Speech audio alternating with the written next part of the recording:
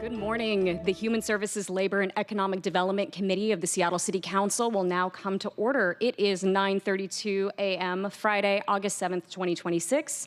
I'm Councilmember Alexis Mercedes Rink, Chair of the committee. Will the committee clerk please call the roll and let the record reflect that Councilmember Juarez is excused?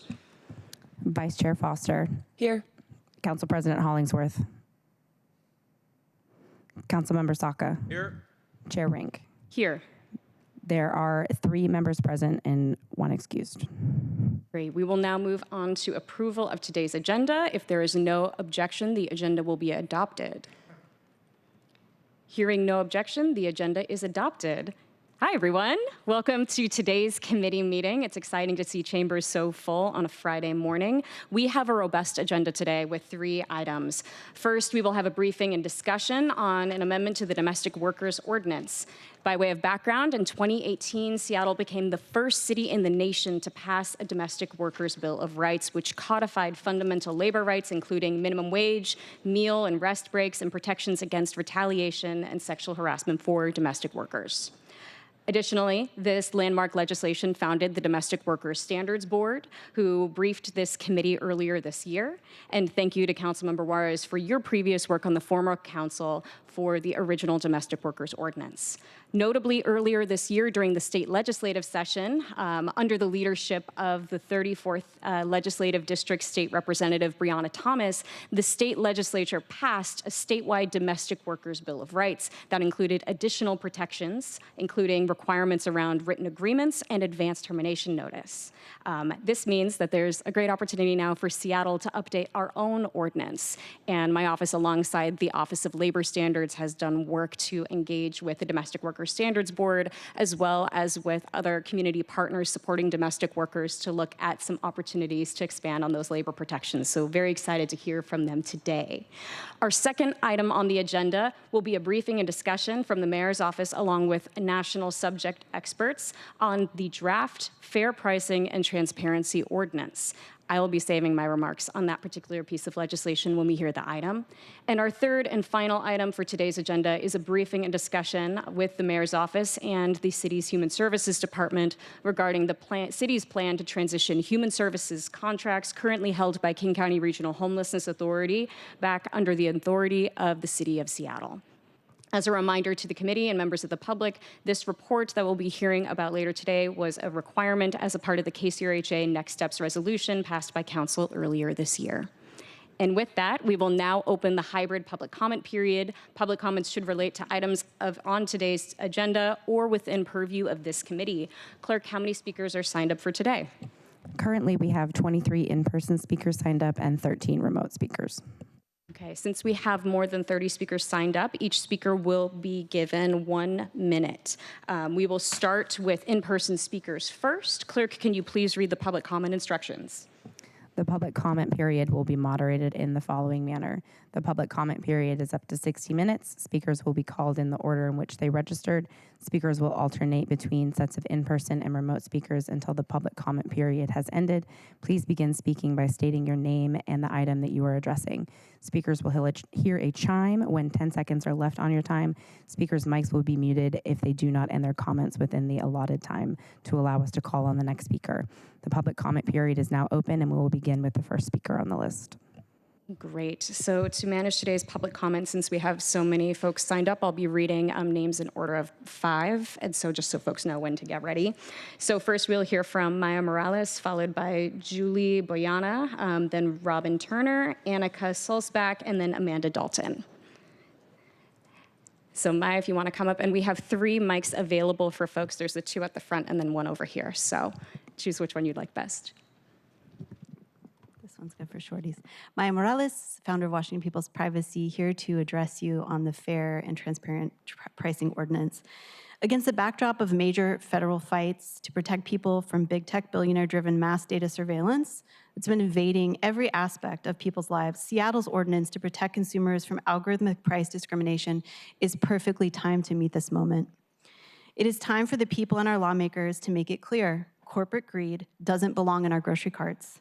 Discriminatory and predatory pricing algorithms are driving up people's prices in online grocery and delivery services, and corporations want to use AI-powered tech to intensively profile and personalize prices in physical stores as well. On Thursday morning, a misleading text message was blasted out to Seattle consumers claiming lawmakers want to make groceries more expensive, when the truth is the exact opposite. Seattle can ensure that people aren't tricked by totally misleading discounts and make groceries more affordable. Thank you so much for your work. Great. Next up, we'll have Julie, followed by Robin. My name is Julie Buona. I'm with the Washington Fair Trade Coalition here to address the fair pricing ordinance. Everywhere I go, whether it's a local union meeting, a picket line, a migrant defense rally, working people and communities are fearful about the algorithms that make important decisions impacting their day-to-day lives, from the workplace to healthcare and housing, with little to no human oversight or regulation. And now algorithms sourcing our private data are deciding whether or not working families can put food on the table, and that's absolutely unacceptable. This ordinance is an important first step in reining in big tech's discriminatory surveillance. Corporate lobbyists will say that without these predatory algorithms, they can't offer discounts or loyalty programs that they've been offering since well before the surveillance tech existed. So that's obviously not true. Corporations know that this bold fairness and privacy legislation would prohibit their use of predatory surveillance to pad their profits off the backs of working people.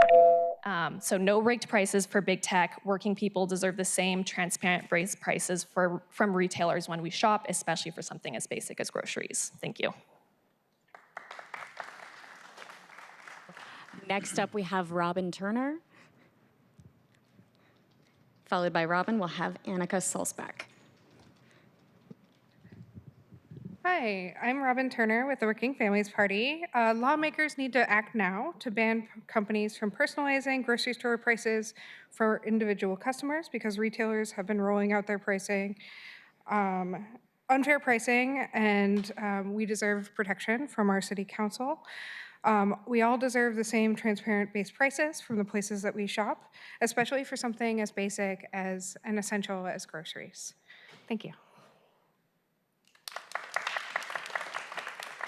Robin. Next, we'll hear from Annika, followed by Amanda Dalton. Annika next. Hi, I'm Annika with Working Families Party. Grocery prices are climbing out of control to the point where people are literally going into credit card debt to purchase food. As the Trump administration cuts SNAP benefits and food banks struggle to meet needs, including people's need to stay safe by ordering groceries online, we need our lawmakers to act now to protect people's access to good, healthy, and affordable food. Thank you for your time today. Thank you, Annika. Next is Amanda Dalton. Good morning, Chair Rankin, members of the committee. Amanda Dalton on behalf of the Northwest Grocery Retail Association. Our association footprint is in the Pacific Northwest, and that gives us visibility into what other cities and states are doing.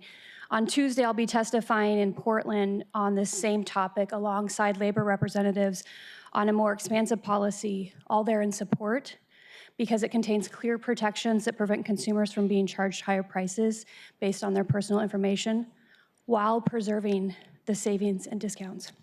I wish I was here today to tell you that the proposed ordinance before you does the same, but it does not. I also wish I was invited to the presenters table today to speak on detail of this topic instead of just a list of proponents, but I was not. To be clear, my members support prohibiting the use of personal information to increase prices, but the ordinance should be carefully crafted so it does not unintentionally restrict the discounts and rewards programs that help families, renters, your neighbors, and constituents. The ordinance currently before you works against the council's goals to make Seattle more affordable. And getting this policy right the first time matters, because unintended consequences could mean fewer savings opportunities for the very consumers the ordinance is meant to protect. Thank you. Thank you, Amanda. Next up, we have David Hill, followed by John Mixon, then Gabriel Newman, and then Rose Feliciano.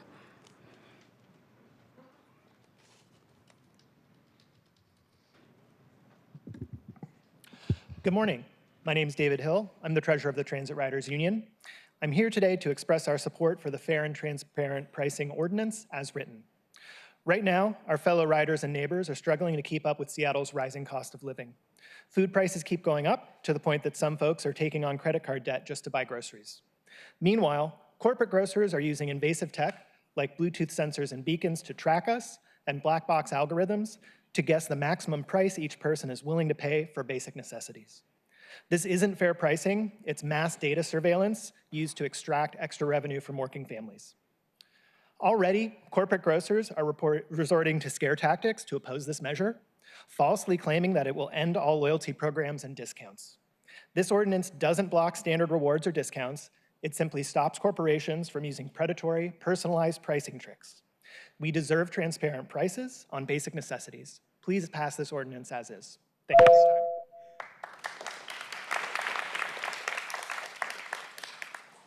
Thank you, David. Next, we have John Mixon. Hi, my name is John, and I'm a member of Amazon Employees for Climate Justice and a former senior marketing manager at Amazon with 20 years of experience advising consumer goods companies on maximizing sales. Amazon has used older versions of algorithmic pricing for years. In 2023, an FTC lawsuit revealed that Amazon had made $1 billion after using a secret algorithm to raise pricing. And just last month, ex-Amazon employees revealed in lawsuits that Amazon helped pressure suppliers to raise prices at non-Amazon retailers. These algorithms are for raising prices, not lowering them. Companies want to profit off our personal data, not give money to consumers. Bringing this technology to grocery pricing is a dystopian in the extreme, because it requires that people hand over their intimate data to supposedly save a little money on their food bills. But algorithmic pricing is not about increasing corporate profits. I know this personally from my career. AI is likely to make the creepiest of big data even worse because it hallucinates. I can easily imagine a future where a mother goes into a store to buy diapers and whoa, suddenly they're too expensive. Let's keep pricing fair, transparent, and affordable. Thank you.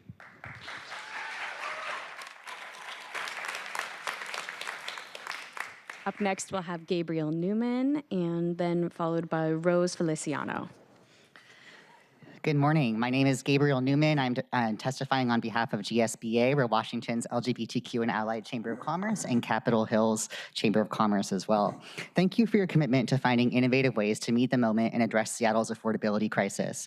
We support the idea of limiting the ability for grocers to algorithmically raise prices against consumers. We also want to urge you to preserve the ability for companies and grocers to bring promotions to their users.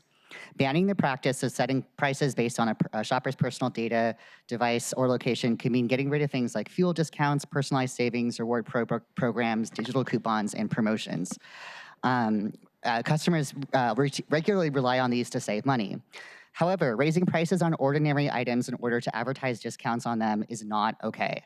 However, giving personalized discounts, for example, an algorithm notices I routinely purchase diapers, so it gives me half off a pacifier, is a benefit that provides cost-saving measures that consumers rely on to stretch their budgets. Small and local businesses use these targeted discounts to reach more customers and compete against bigger companies. I'm confident that Seattle City Council can work on this legislation to provide essential consumer protections while also ensuring folks continue to have access to the discounts they rely on as they navigate the current affordability. All right, thank you, Gabriel. Next up, we'll have Rose, and then to read the next chunk of speakers, we have Lars Erickson, followed by Sylvia Gonzalez, Shani Wheeler, and then Jordan Gulwarg. Good morning, committee. My name is Rose Feliciano. I am here on behalf of TechNet. We support the council's goal of protecting Seattle consumers from discriminatory practices, particularly when personal information is used to charge a price to an individual. Our concern that as drafted, the ordinance may unintentionally capture something different, the use of information to give customers discounts, promotions, or other benefits. We are asking for a fairly straightforward fix. Draw a clear line between data used to raise a customer's price and using information to lower the customer's price. I sent you a letter outlining some thoughts on that. We believe you can accomplish both of these things and appreciate your consideration. Thank you. All right, thank you, Rose. Next up, we'll hear from Lars Erickson, followed by Sylvia Gonzalez. Good morning.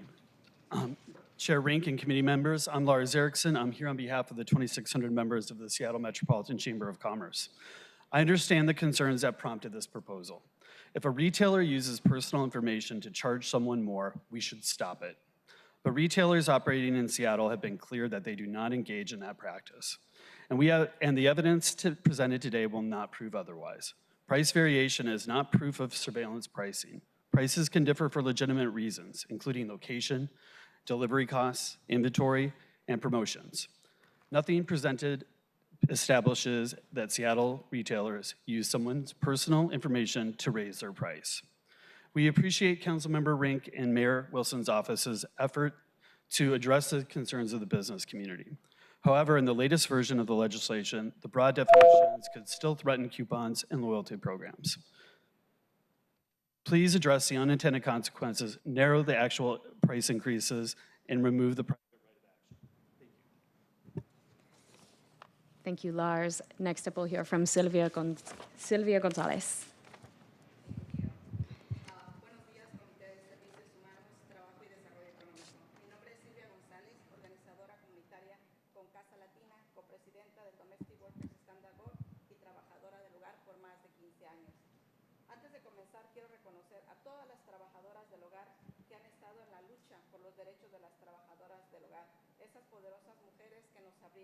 Camino para seguir adelante.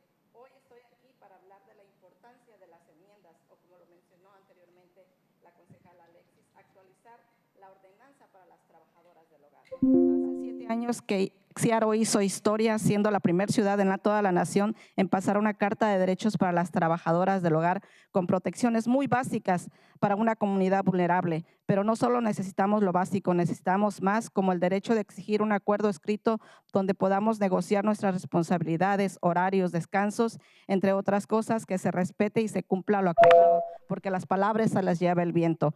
Yo veo que algunas de mis compañeras no tienen agendas de papel donde anotan sus horas trabajadas y los que corresponden de pago, pero creo que también hay que exigir a la entidad contratante la creación y conservación de registros de pago y horas trabajadas para ser más claros y transparentes. Estas enmiendas a la Carta de Seattle nos ponen a la par o en línea con las protecciones ganadas recientemente a nivel estatal, reconociendo el valor y la dignidad de este sector laboral que realiza el trabajo que hace posible todos los demás. Thank you. Thank you all. I'm going to take a moment just for brief chair's privilege. Sylvia, we do not have a translator present today, but Sylvia provided her comments. It also translated into English, and so I'm going to read those into the record in English to make sure everyone here today can hear her words. So briefly, I'll speak to this. Good morning, Human Services, Labor, and Economic Development Committee. My name is Sylvia Gonzalez, a community organizer with Casa Latina, co-chair of the Domestic Workers Standards Board, and a domestic worker for over 15 years. Before I begin, I want to acknowledge all the domestic workers who have been fighting for domestic workers' rights, those powerful women who paved the way for us to move forward. Today, I'm here to talk about the importance of the amendments, or as Councilwoman Rink mentioned, updating the ordinance for domestic workers. 7 years ago, Seattle made history by being the first city in the nation to pass a bill for domestic workers with very basic protections for such a vulnerable community. But we don't just need the basics, we deserve more, such as the right to demand a written agreement where we can negotiate our responsibilities, schedules, breaks, and other things, and that what is agreed upon is respected and fulfilled, because words are just words. I see some of my colleagues using paper planners to record their hours worked with their corresponding pay, but I believe we must also require employers to create and maintain pay and hourly work records to be clearer and more transparent, adding retaliation protections for domestic workers by taking paid sick leave or safe leave or other agreed upon time off, requiring advance notice of termination, aligning OLS enforcement code with other labor standards. These amendments to the Seattle Charter bring us in line with the recently won statewide protections, valuing and recognizing the value and dignity of this sector of the workforce that performs the work that makes everything else possible. Thank you. Right. With that, we will now be going to our next speaker, Shawnee Wheeler. Good morning. Good morning, Council. My name is Shawnee Wheeler. I serve as the Deputy Executive Secretary Treasurer of MLK Labor. We represent over 200,000 workers across the great King County. Seattle has never been a city that waits for someone else to lead. We counted ourselves amongst the first to pass the first 15 minimum wage ordinance. We passed groundbreaking sick and paid leave. And time again, Seattle has shown that working people come together to face a threat. We do it collectively, we act boldly, and we stand together. And we're also a model for other cities to follow. Today, we have another opportunity to hold such strong surveillance bans across the country. Working people are already struggling for housing, transportation, groceries, and healthcare. And I have 2 young adult children who are working class folks who live on their own, and I know how hard it is to make rent and groceries stretch at the same time. So like most parents, they come to my house when their budget runs low for groceries. I often joke with them that they don't see me anymore, they come visit my refrigerator. But the truth is, it says a lot about how expensive it is to get by. Working people should not have to worry about grocery stores using personal information, shopping history, or an algorithm to decide whether they pay 50 cents more for baby formula than their neighbors do. Thank you. Sorry, yes, I know. Sorry, we're at 1 minute. Yes, it's very quick. I apologize.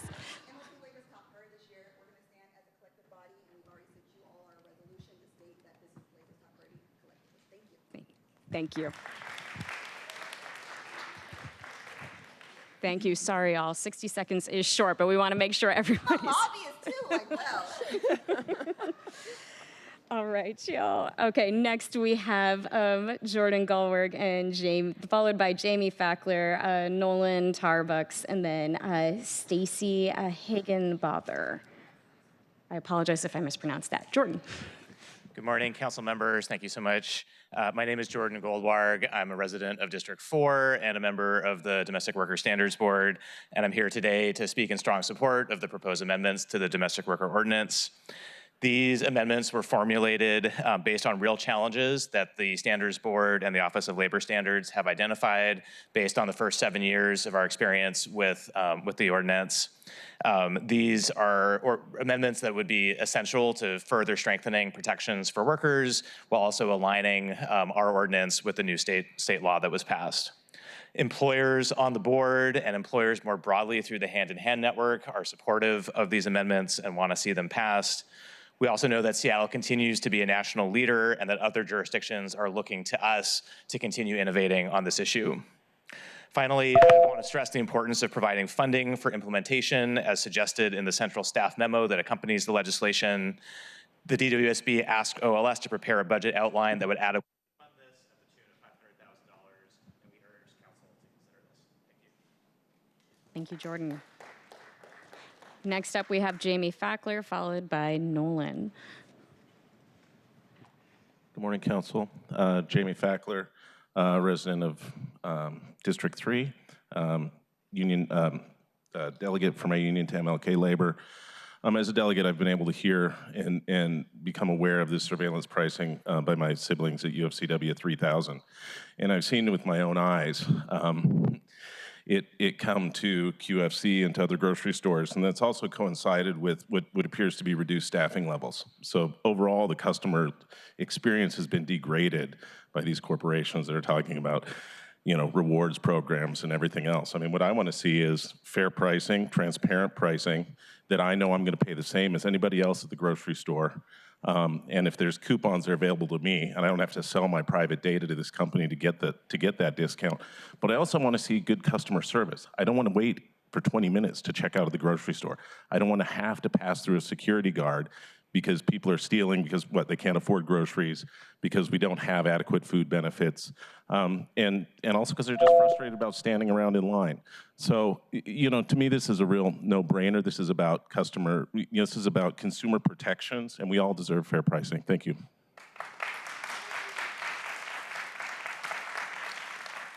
Thank you, Jamie. Next up, we have Nolan, followed by Stacy.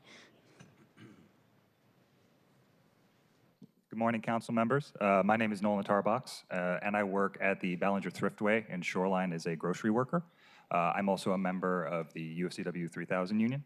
I'm here today because grocery workers see how much families struggle with the cost of groceries every day. I've worked as a cashier for years, and I know from experience that customers are always paying very close attention to what they are buying and how much it costs. They notice when their favorite products go up in price. They're always comparing prices coming in on discount days, and they're using loyalty cards, right, in order to save as much as they can at the checkout. And that's exactly why this legislation needs to prevent fake discounts from becoming a loophole for surveillance pricing. There's nothing wrong with grocery stores offering discounts based on loyalty. We had those for a while. But the problem begins when that data starts to be used to determine prices for these customers. So we're asking that we please pass a strong ordinance that protects Seattle shoppers and closes the loyalty. Thank you, Nolan. Next up, we have Stacy, and then I'm just going to read the next couple of names. That followed by Stacy, we have Austin Price, Audrey Wong Goslin, and then Lorena Soriano. Hi, my name is Stacy Higginbotham. I am with Consumer Reports, and we are here in support of the Fair Pricing Act, or bill. Consumers express deep misgivings about algorithmically driven pricing changes when it comes to essential tools like food. So we did a nationally representative survey of US adults in September of 2025, and we found that 72% of people who have used Instacart in the previous years did not want the company to charge different users different prices for any reason. Instacart shoppers we spoke to said that they were unaware that they were participants in this active pricing experiments, and they view the practice as manipulative and unfair. Our research into the Instacart grocery store experiment showed that people were paying 23% more, up to 23% more, for the same groceries in their carts. This is unacceptable, and we are hoping to see Seattle stop this. Thank you.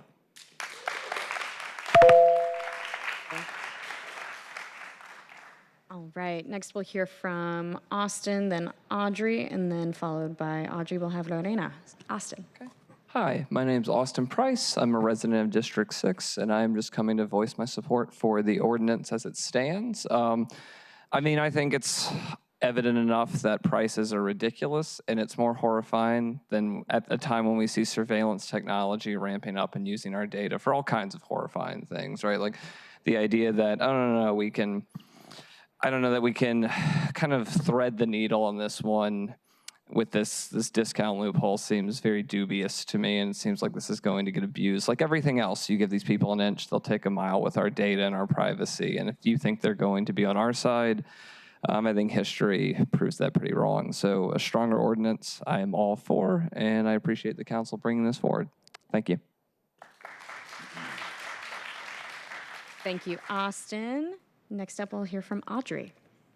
Hello, Council. My name is Audrey Wong Goslin. I represent 350 Seattle, and I live in District 2. I'm here today to urge you to approve this fair and transparent pricing policy, and also to encourage you to disregard the asks here today around a carve-out for discounts. And the reason I say that is, as an engineer, how do you know whether AI is actually decreasing someone's prices and giving them discounts? You don't. It is inherently a black box. So if grocers have the ability, they have this infrastructure to decrease prices, and just because they say Scouts Honor, we're only doing that, we don't know that for sure.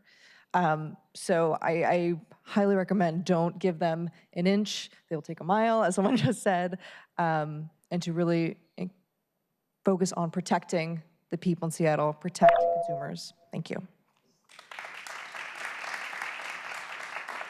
Thank you, Audrey. Next, we'll hear from Lorena, and followed by Lorena, we'll hear, I believe this is Eris, followed by Hannah, and then Harper. Hi, to build on what the Amazon gentleman said and what Dre just said, I want you to imagine that two neighbors are walking down the aisle at our local grocery store, standing side by side in front of the gluten-free pasta. Grocery store apps, data brokers, search engines track everything you buy and search for. They don't need your medical records to know that you're a diabetic or have celiac disease. Their algorithm figures it out. Person A is doing well enough financially. They're trying a new diet this month, but they don't have to buy this gluten-free pasta. The store's algorithm knows they might walk away, so they entice them. It drops the $5 price to $4.50 on the app. Steal of a deal, person A thinks. Right next to them, person B, based on their budget, they can really only afford the $3 for that box, but their toddler has severe celiac disease and gets violently sick on normal wheat. They have to buy it. The algorithm knows their search history, knows it's a medical necessity, and jacks the price up to $5.50. They still buy it because they have no choice. But that extra $2.50 comes directly out of their budget for electricity, medication, or school supplies. Person A gets a discount because they have the options. Person B gets strained financially because their child has a medical condition. That's not supply and demand. That's dynamic price gouging on human health. I'm asking that you build in guardrails and hold responsibility.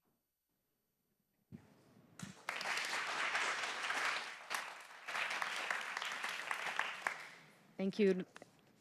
Next up, I believe, I apologize if I'm mispronouncing your name. I'm seeing Eris Alanum.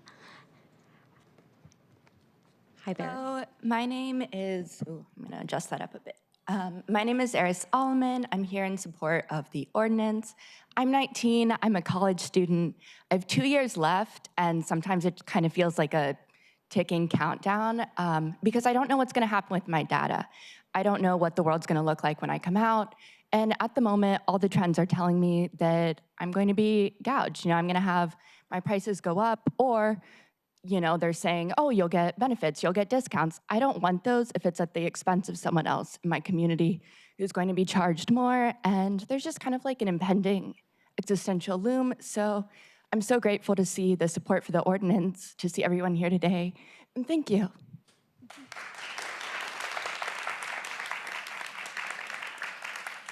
Thank you, Eris. Next, we'll hear from Hannah Siff, followed by Harper Nally. Hi, I'm Hannah from Pioneer Square, specifically Jackson Street. I'm here to address the homeless situation on Jackson and 12th that 2 other people have complained about in the past 2 weeks, which requires all manner of government resources, and that is a symptom of broader coping issues in our global civilization. Jackson and 12th is an intersection exactly a dozen blocks from here in Little Saigon.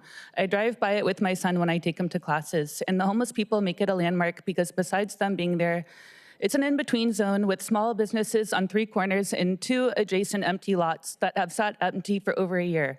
Although nobody mentions them, the empty lots is what makes it ripe and thus drains our resources in so many ways. Meanwhile, we have old guys asking that their homes in Aurora don't get taken by government for eminent domain for construction. Homes are a hot commodity north to south in Seattle, so it's neglectfully wasteful to our society at large to leave it undeveloped, as it negatively snowballs to all these issues and more, some worse to imagine.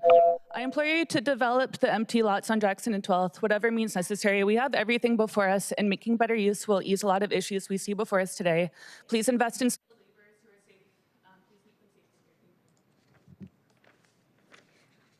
Thank you. Next, we'll hear from Harper, followed by Harper. We'll hear from Gabriel Prawl, then Danielle Alvarado, then Paul Wong Goslin. Harper. Hi, I'm Harper Nally from District 3, and I'm here to speak in favor of the price gouging measure. Trump-proofing Seattle isn't limited to protecting Seattleites from the direct action from the federal government. It means protecting Seattleites from the inactions of our government. It means protecting Seattleites from the very same kinds of attacks on our constituents, or on your constituents, committed by the billionaires. The idea of using the unprecedented amounts of personal data these companies have access to scrape every last dollar that we can, or that they can, out of our thinning bank accounts is nothing short of obscene. It should not, I should not have to watch what I say in my emails and texts so that a banana doesn't cost $5 when I go to the store because they figured out that's what I will pay. And to be clear, this is how that will be used. The idea that this data will only be used to grant discounts out of the goodness of their own hearts is nothing short of a lie. And the fact that they are sending representatives to ask you to use this data, or to allow them to use this data to lower prices, should be treated with a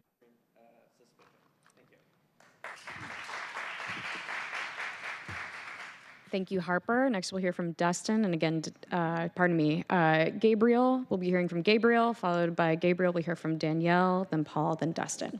Gabriel. Good morning, council members. My name is Gabriel Prawl. I'm the president of the Seattle chapter of the A. Philip Randolph Institute. I'm past president of ILW Local 52. First of all, I want to say thank you to the UFCW workers who sent the alarm out so our community could know what's going on, because this is something that we all should be very, very conscious of what's happening right now. You know, this administration has changed a whole lot. I know we got corporation profiting from this, and we need to stop that. I want to also thank all of you council members that are supporting us in this fight, because you're doing the right thing. You know, you can be the example to the nation in this change and a win for our workers and our community. So we appreciate what you're doing, but this is a fight that we need your support. You are the front line to make that decision, to make sure that we can win. Thank you.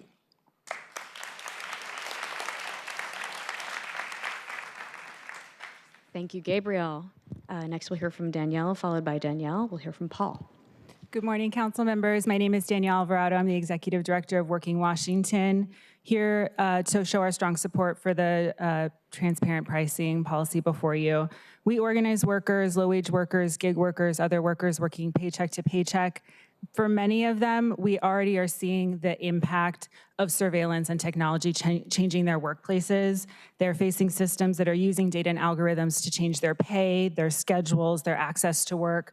And we don't want consumers experiencing those same impacts when they're at the grocery store figuring out how much they can spend to support their families. Surveillance pricing gives corporations the power to use personal information, shopping history, location, predictions about people's behavior to determine the prices that they receive. And when we talk about discounts, discounts can also be, we're talking about personalized prices one way or another.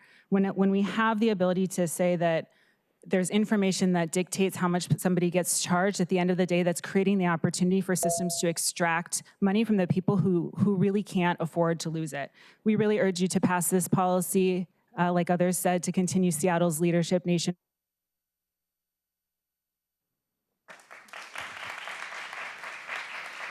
Thank you, Danielle. All right, next up, we'll hear from Paul, followed by Dustin Lambro, and then we'll be going to our virtual speakers. Hi, did you know that Walmart patented a cart that can measure your heart rate and all the data? The companies are doing everything they can to take up to the last penny they have, and we know that. Somebody here said, oh, but there's no proof that dynamic prices is used in Seattle. So what? We don't need to wait for it to be there to after that says, oh no, we should not do that. Ooh. We need to be able to act when it comes to Seattle if it's not already there. Some others said, oh, but the ability to do discounts. Come on, discounts is already covered in the proposed ordinance. All the common way to do discounts are covered. This bill is good. Also, by the way, discounts are communicated to the consumer. They are optional, so they can still use the base price.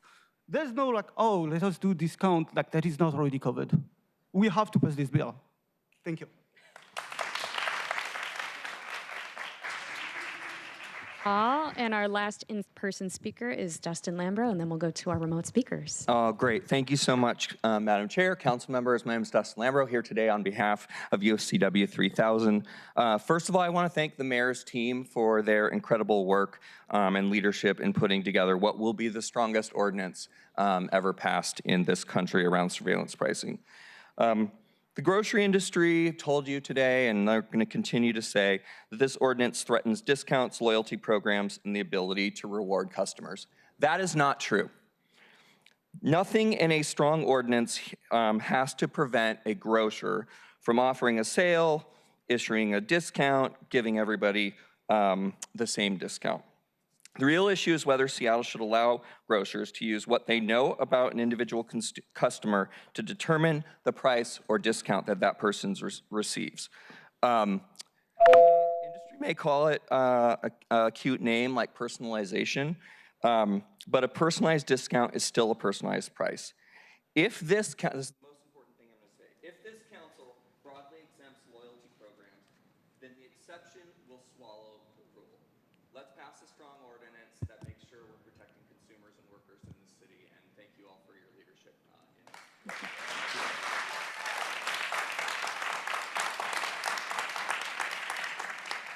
Thank you so much. We will now be moving to our online speakers. The first remote speaker is Tammy Hetrick. Please press *6 when you hear the prompt. You have been unmuted.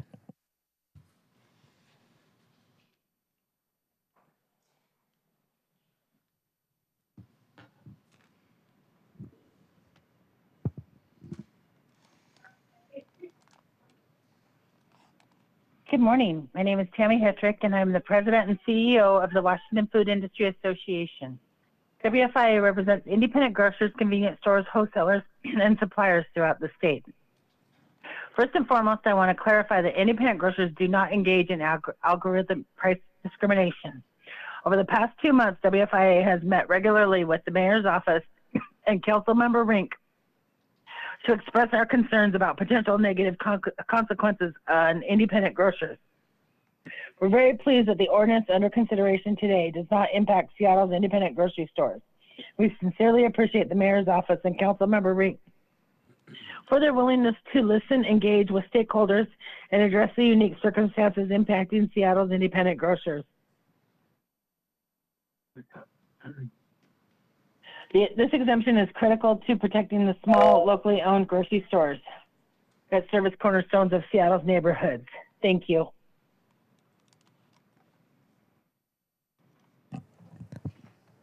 The next online speaker is Kate Rubin. Please press *6 when you hear the prompt. You've been unmuted.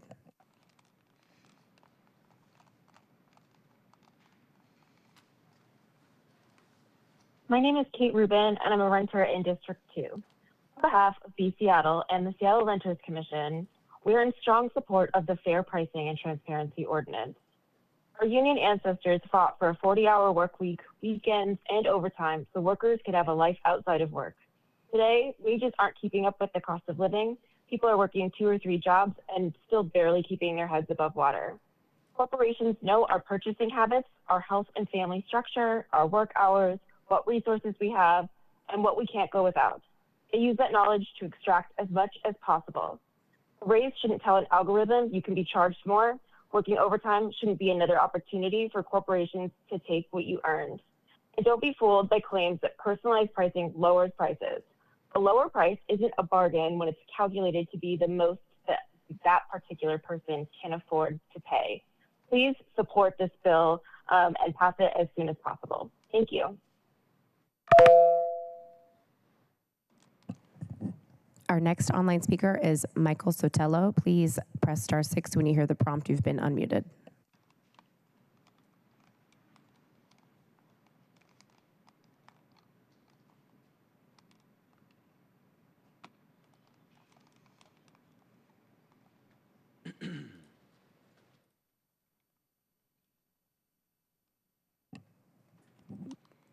Michael, I'm not seeing you online, so I'm going to move to the next speaker and see if we can get that figured out. So the next online speaker will be Robert Singleton. Please press *6 when you hear the prompt. You've been unmuted.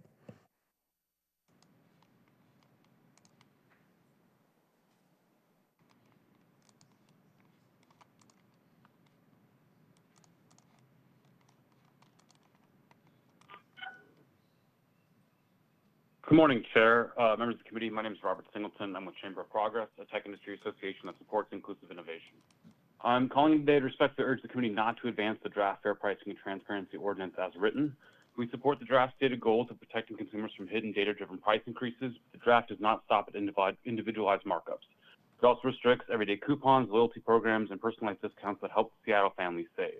The result is a 20-page proposal aimed at secret price hikes that spends most of its operative detail deciding who may receive which loyalty reward and instructing already thinly stretched businesses how to comply in order to avoid costly litigation. No Seattle consumer should be charged a higher price because a company used their personal data against them. However, this draft does not stop there. It is a prohibition aimed at whether a price is personalized at all and not whether or not the price went up or down. Rewarding customer loyalty and repeat purchases based on a pre-existing mutually beneficial relationship is a practice dating back thousands of years. This practice has always been understood to help consumers stretch their budgets and help businesses predict and compete for their next purchase. The consumer protection law should not presume that receiving one of these discounts is an injury. Thank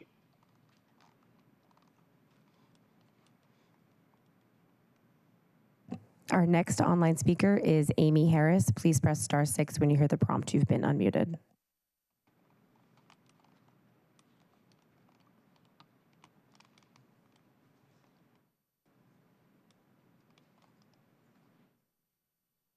Chair Mercedes Rankin, members of the committee, my name is Amy Harris, and I'm here on behalf of the Washington Technology Industry Association, representing nearly 800 tech companies in Seattle and across Washington.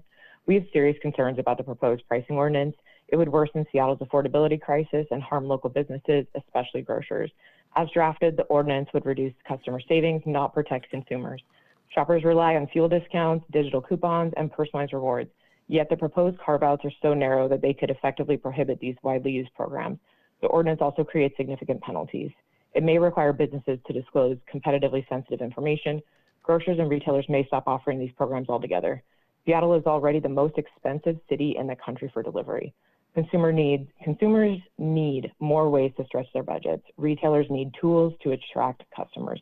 This ordinance takes away those options when they are needed most. Thank you for the opportunity to testify today, and we look forward to working with you. Our next online speaker is Marcos Wanless. Please press *6 when you hear the prompt. You've been unmuted.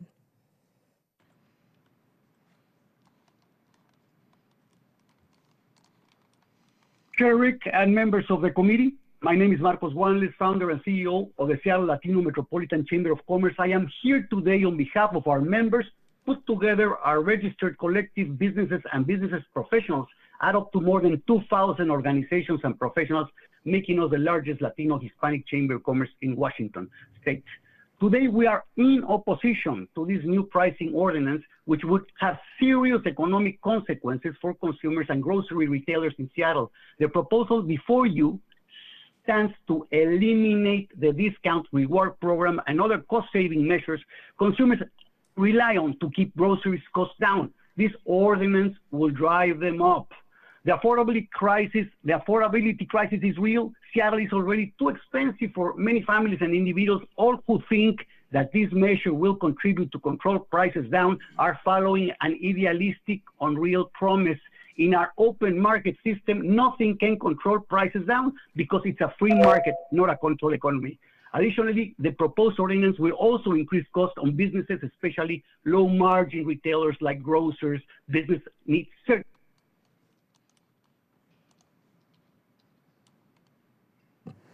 Our next online speaker is John Pincus. Please press *6 when you hear the prompt. You've been unmuted.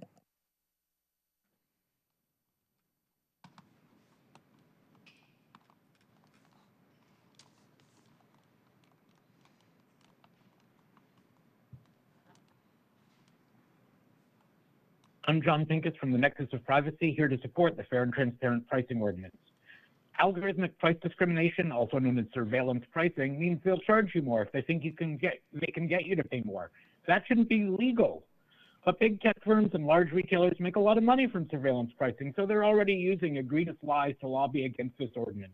Don't believe them. Despite lobbyists' ludicrous claims to the contrary, the ordinance clearly allows loyalty and rewards programs, coupons, and discounts. What it doesn't allow is retailers using these mechanisms as sneaky backdoors for black box algorithms that use our personal information to set individualized prices. And that's a good thing for consumers. Rose Feliciano of TechNet, for example, asked you to allow them to set prices high for everybody and then use algorithmic pricing to give selective discounts. How transparent is that? How fair is that? So please pass the fair and transparent pricing ordinance and resist industry attempts to weaken it. Thank you. Our next online speaker is Crystal Leatherman. Please press *6 when you hear the prompt. You've been unmuted.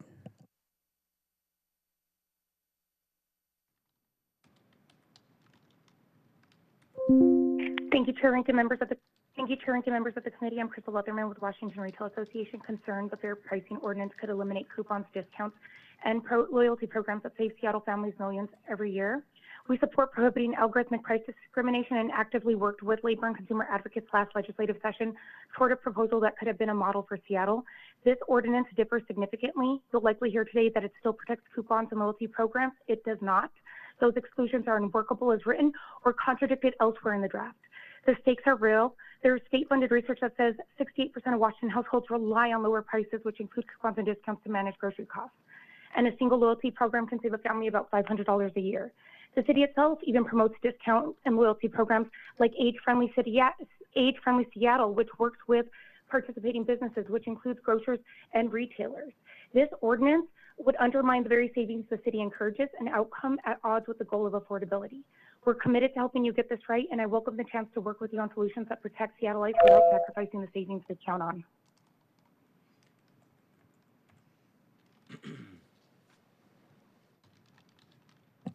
Our next online speaker is Alyssa Sutton. Please press *6 when you hear the prompt. You've been unmuted.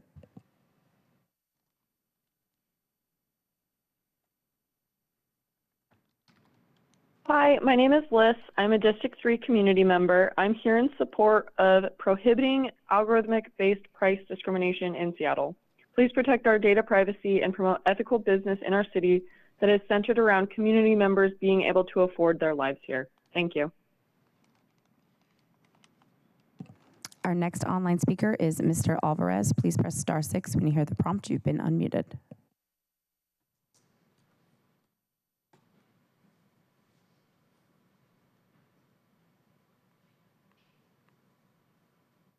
Thank you and good morning. Surveillance pricing and exploiting customer data. The fact is, business groups have no interest in saving consumers money. Just a few months ago, these companies received millions upon millions of taxpayer money as refunds for the high tariffs of the previous year. None of that money was refunded to the consumer or even used to give working staff a bonus, let alone being used to alleviate the price increases due to the war in Iran. Councilmember Rink, the legislation today for grocery affordability is a great move for our city. Looking forward to see this getting passed. Thank you all and have a good day. Our next online speaker is Kim England. Please press *6 when you hear the prompt. You've been unmuted.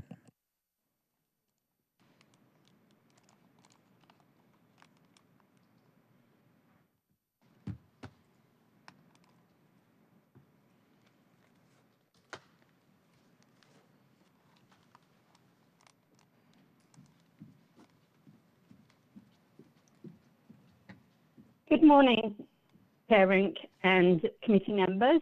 My name is Kim England and I live in District 4. I support amending the municipal codes regarding domestic workers. I have been an employer of nannies and house cleaners in the past, and I plan to hire a house cleaner again soon. I try to be a good employer. I appreciate guidelines to help me be a good employer.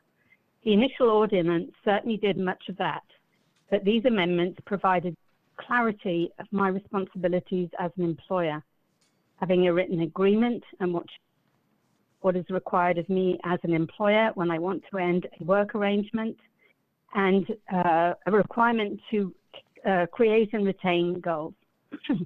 As an employer, I believe in treating workers with dignity and fairness. I want people who care for my family to have these additional protections laid out in the proposed amendments. Thank you for hearing my comments. Our next online speaker is David Haynes. Please press *6 when you hear the prompt. You've been unmuted.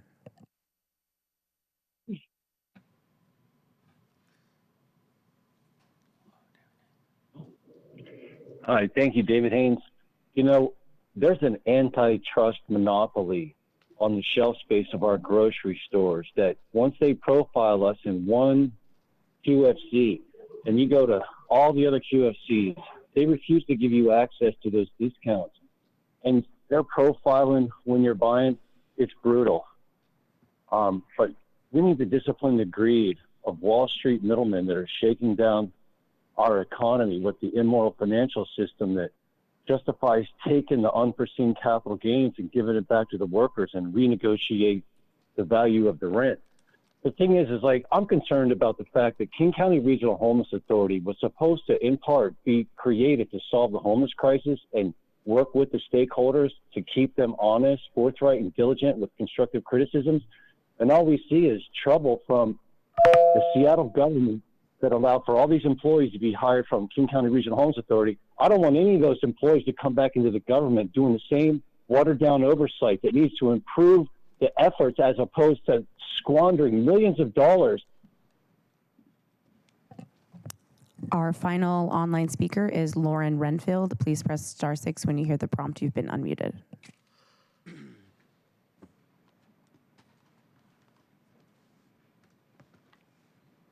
Good morning, Councilmember Rink, other council members. My name is Lauren Redfield from District 6, and I'm speaking on behalf of the Washington Area Resistance in favor of the Fair Pricing and Transparency Ordinance. We are entering a new frontier of extraction where personal information is used to maximize corporate profit. Our personal data should not become a weapon that corporations use to extract more money from those least able to afford it. Food is a basic human need, not an opportunity for corporations to take data from our lives and use it to determine the highest price each person is willing or forced to pay. Without strong guardrails, AI will deepen inequality by allowing corporations to profile consumers, expand surveillance, and shift power away from communities towards companies, including those that already dominate our food system. This ordinance represents an important step towards rights-based AI governance, where fairness, transparency, and accountability are built in from the beginning. AI is not inevitable. We have choices about how these technologies are developed, what they are used for, who benefits from them, and who bears the risk. I urge the Council to pass a fair pricing and transparency ordinance and make Seattle a national leader in ensuring technology serves human dignity, not surveillance, discrimination, or unchecked corporate power. Thank you.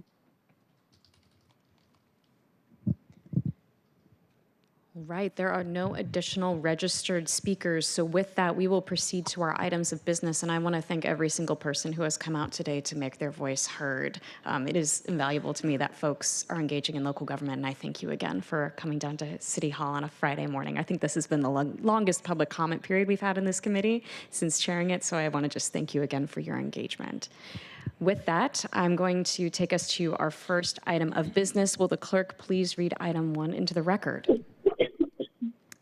Council Bill 12166, an ordinance relating to domestic worker labor standards in Seattle, amending sections 1423.010, 1423.020, and 1423.095 of the Seattle Municipal Code, and adding new sections 1423.25, 1423.127, and 1423.128 to the Seattle Municipal Code to establish written agreement requirement, establish protections for entitled paid and unpaid leave, including retaliation protection for taking permissible time off, requiring hiring entities to create and retain records, add advance notice of termination requirement, update remedies and provisions, and conform to certain changes in state law with city labor standards. Briefing and discussion.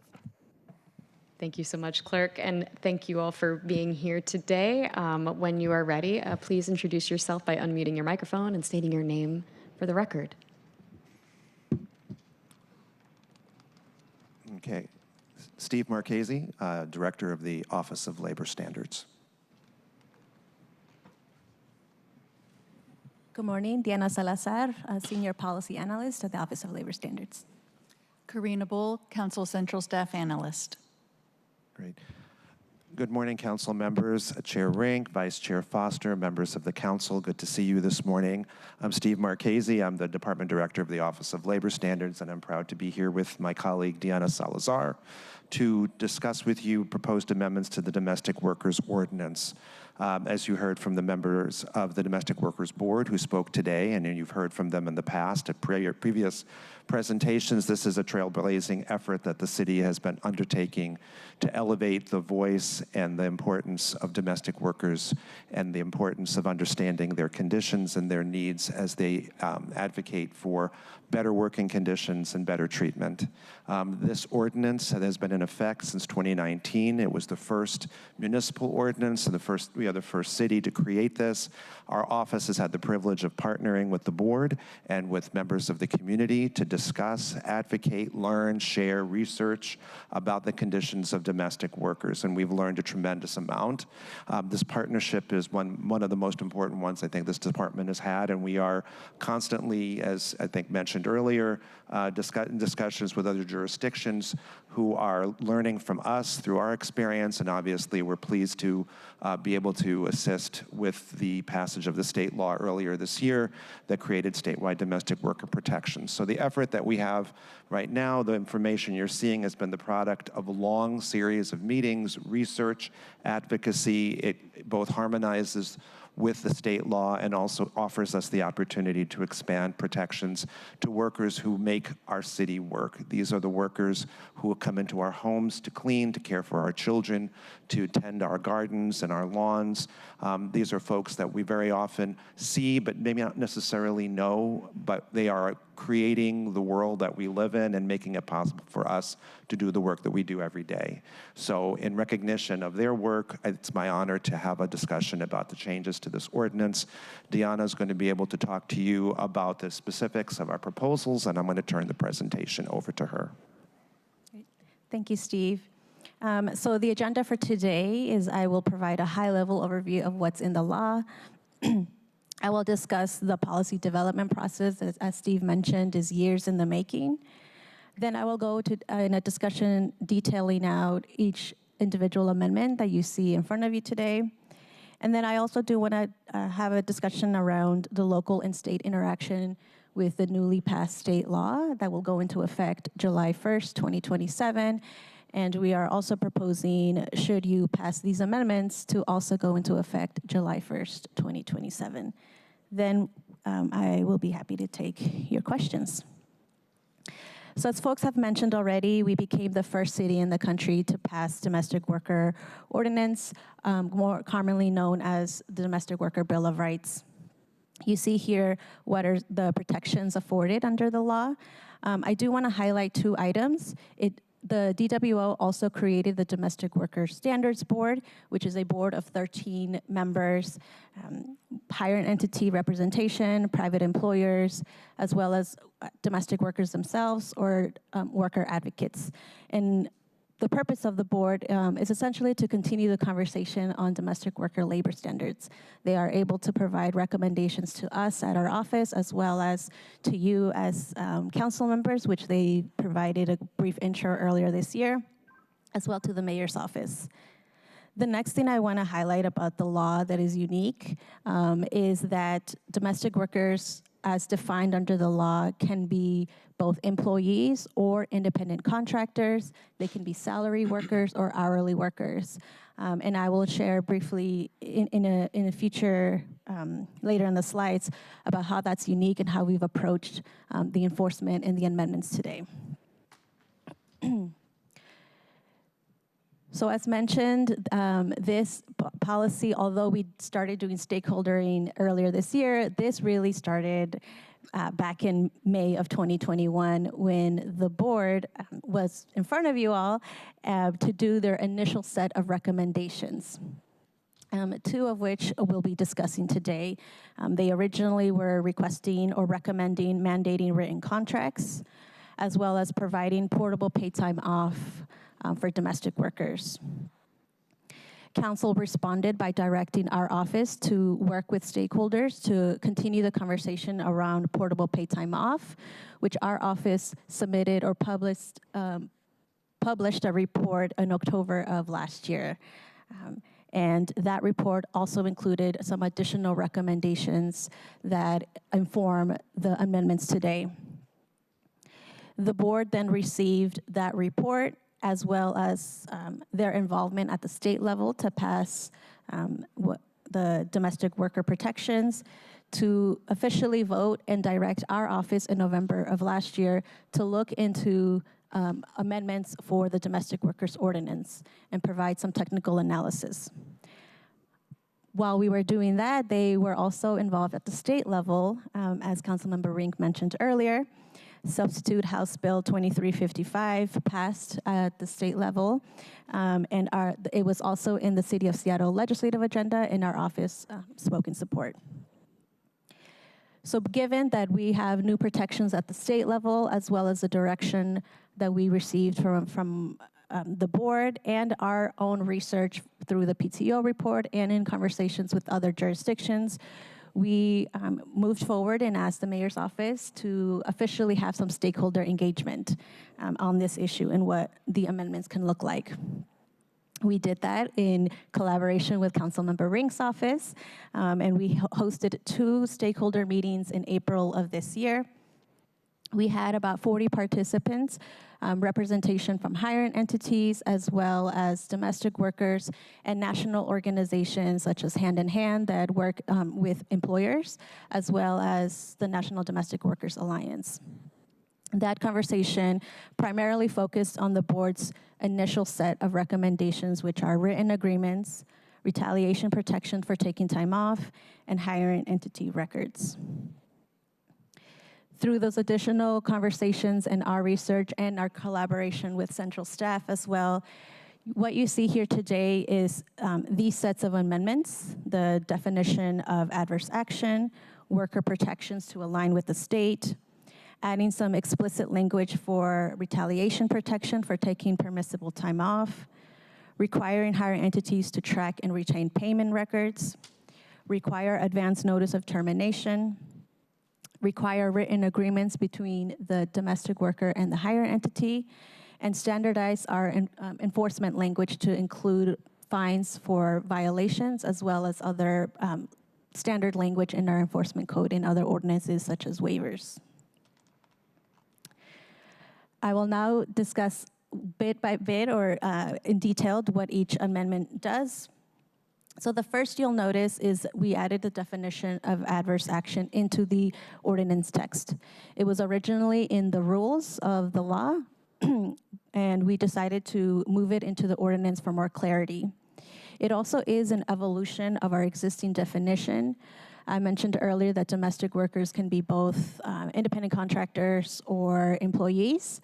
And since we passed DWO, we've also passed additional labor standards that pertain to independent contractors and DAP-based workers. And so we wanted to include the different definition to reflect the different and unique work that independent contractors and app-based workers may do to reflect the different forms of retaliation protections. We also added additional language around immigrant worker protection. This is similar from the state. We wanted to ensure that we had consistent language around immigrant protections given the political reality at the federal level. Similar to aligning with the state is domestic worker protections, worker documents, excuse me. Currently, domestic workers do have protections from their original documents or personal effects where the hire entity may not take that. The state went above, beyond that and provided additional clarity to also include legal documents, forms of identification, passports, or immigration documents. For similar reasons with the adverse action, we felt that it was necessary to align with the state and include this language as well. The next piece is retaliation protections for taking permissible time off.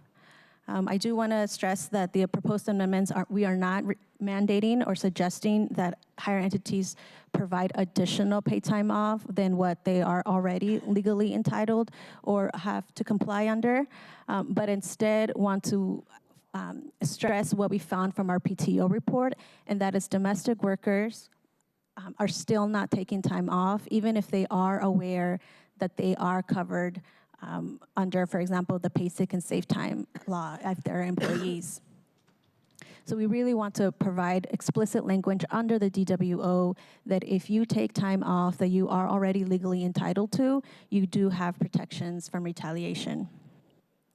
And what we heard from hire entities and from domestic worker is that having their rights live under one law, such as the DWO, even though it incorporates existing protections if you're an employee under PSST or if you are an app-based worker under the app-based worker PSST, having all of that live under one ordinance is helpful for employers to understand all of their compliance and for domestic workers to understand all of their rights. So the DWO can function as a vehicle to continue to raise awareness that hire entities are employers and that domestic workers are workers and have labor protections.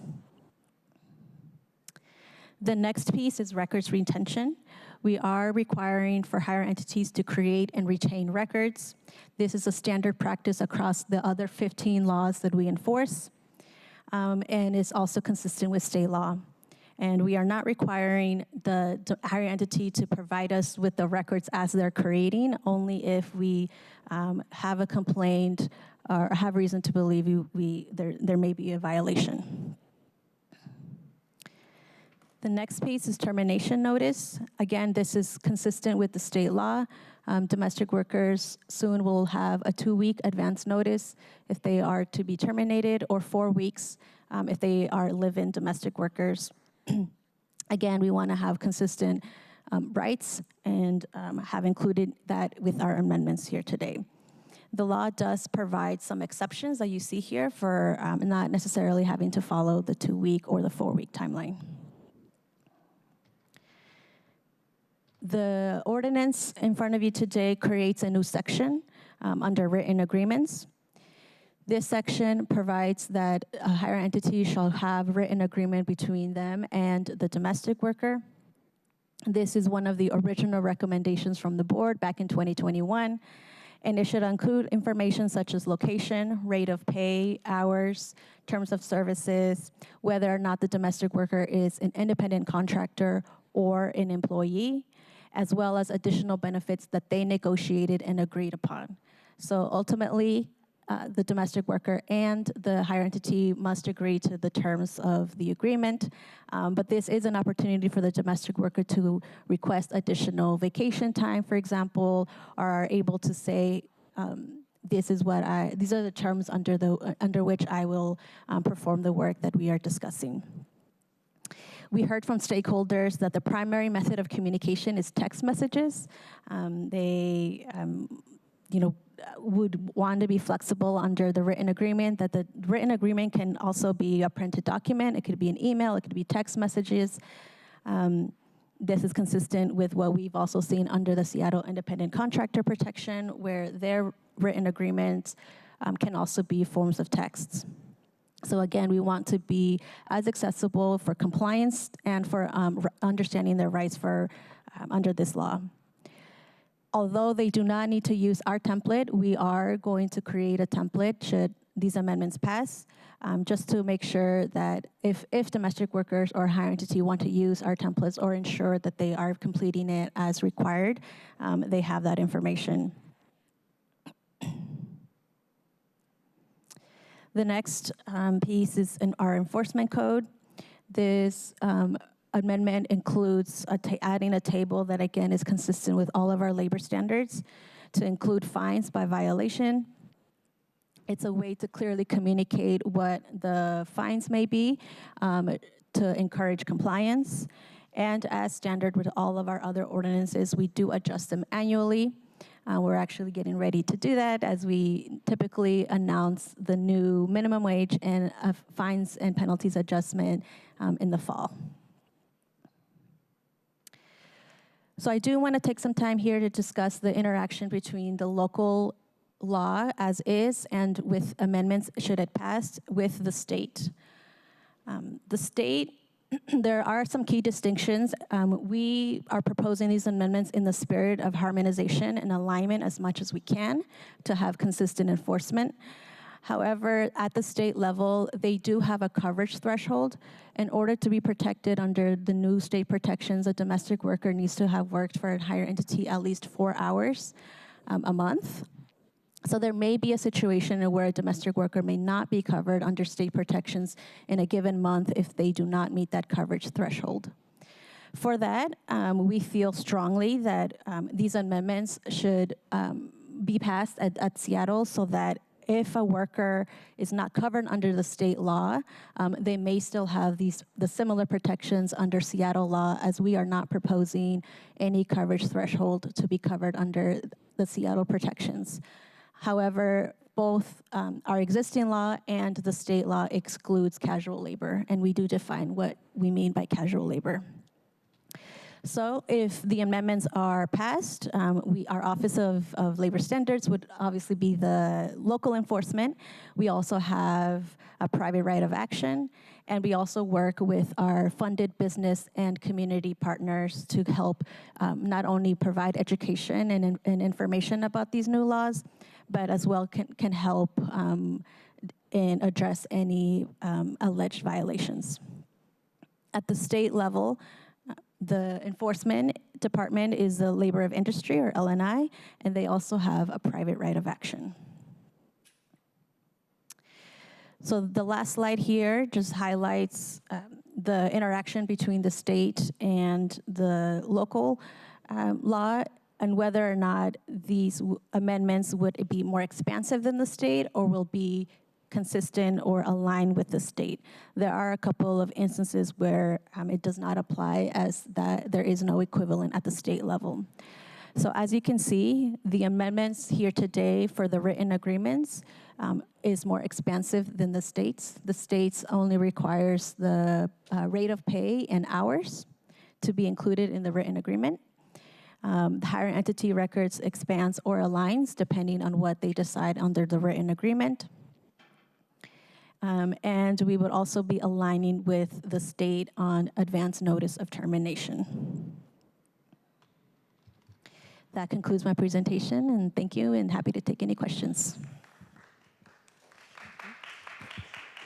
Thank you, Deanna.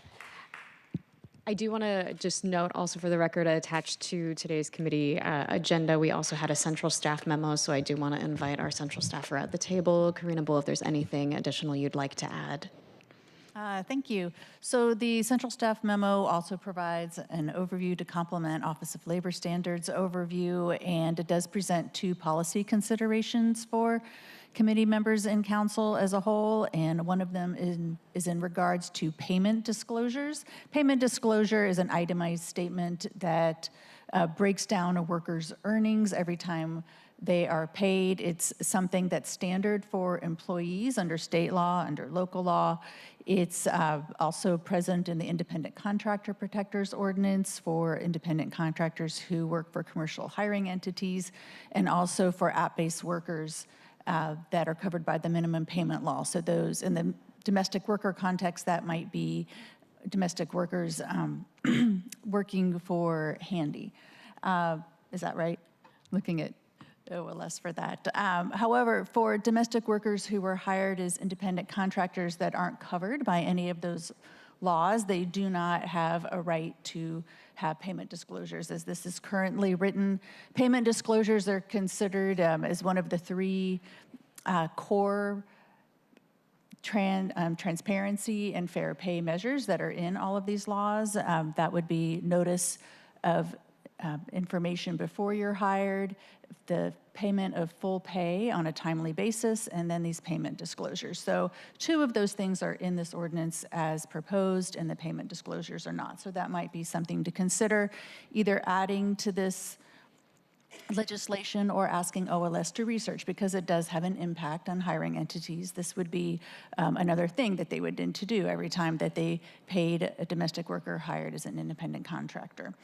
The next is outreach, and Office of Labor Standards has estimated that the cost of implementing this legislation would be about $9,000 for outreach or for rulemaking expenses, and that would cover language access needs, interpretation, translation, and also some stakeholder compensation for that process.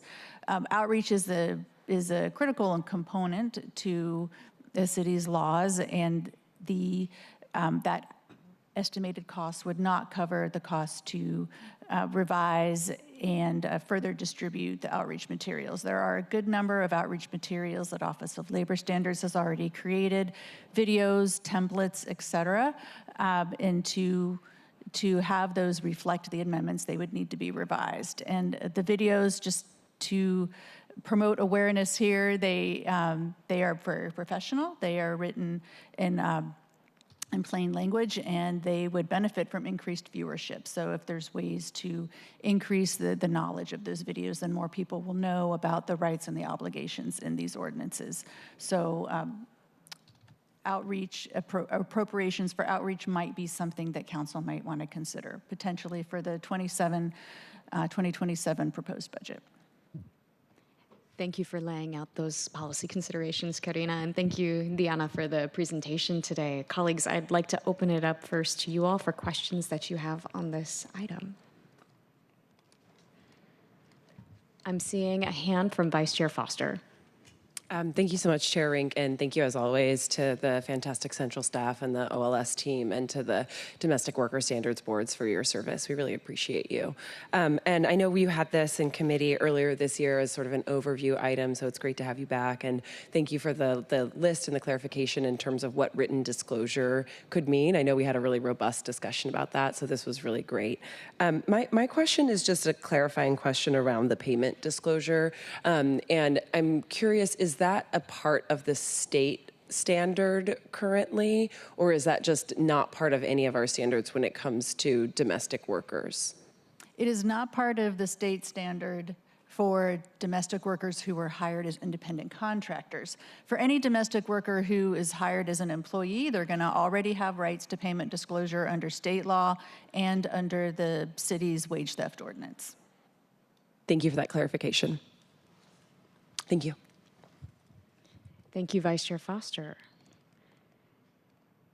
I'm not seeing any additional hands, colleagues. I know we've had a number of discussions now on domestic workers ordinance through both the Standards Board as well as prior briefings on this topic. I will ask just one question, maybe to round us out while I give my colleagues another moment to maybe think about this a little bit more. But I wanted to ask, just as a clarifying point, how does OLS handle situations where domestic workers are asking questions or reporting possible violations, but not to OLS to file a claim? Are there other ways OLS can intervene to help workers and employers that do not rise to the level of an official investigation? Yeah, we have a network of partners that we work with who provide information in community, and often as part of those conversations, we're providing information back to the worker about what they can expect. It gives the opportunity for the worker to advocate if they would like to on their own. It also, if it involves an employer and we want to make sure that they're aware of their being in compliance, we do work with employers to let them know that there may be a violation of the law and give them an opportunity to rectify the situation in lieu of opening a complete investigation. That's particularly so if we only have a small number of workers. If it's an individual, for example, we might not open up a full investigation when we want to make sure that the worker is made whole and that the employer understands what their obligations are. And so we have a member of our enforcement team who will work with that employer to help them get into compliance. If I can just add a couple of other avenues is we do provide technical assistance on one end for workers. They can go to our enforcement team to ask clarifying questions without the fear of potentially this turning into investigation if they just want to get more information. As well as on the other side, employers can ask technical assistance with similar, just to clarify what their compliance are without the fear of that we will then talk to our enforcement team to turn that into investigation. Trust is important, and we want to make sure that they understand that they can come to us. And also the board plays a pivotal role. It is intimidating to come to a government office, even though we are making tremendous headway to build trust in the community. We are still ultimately a government agency. And so workers do attend board meetings to ask information or just to familiarize themselves with board members. And they can also talk to individual board members for more information if they are not coming from an organization, for example, that is funded through us or just wants to get to know the board a bit better.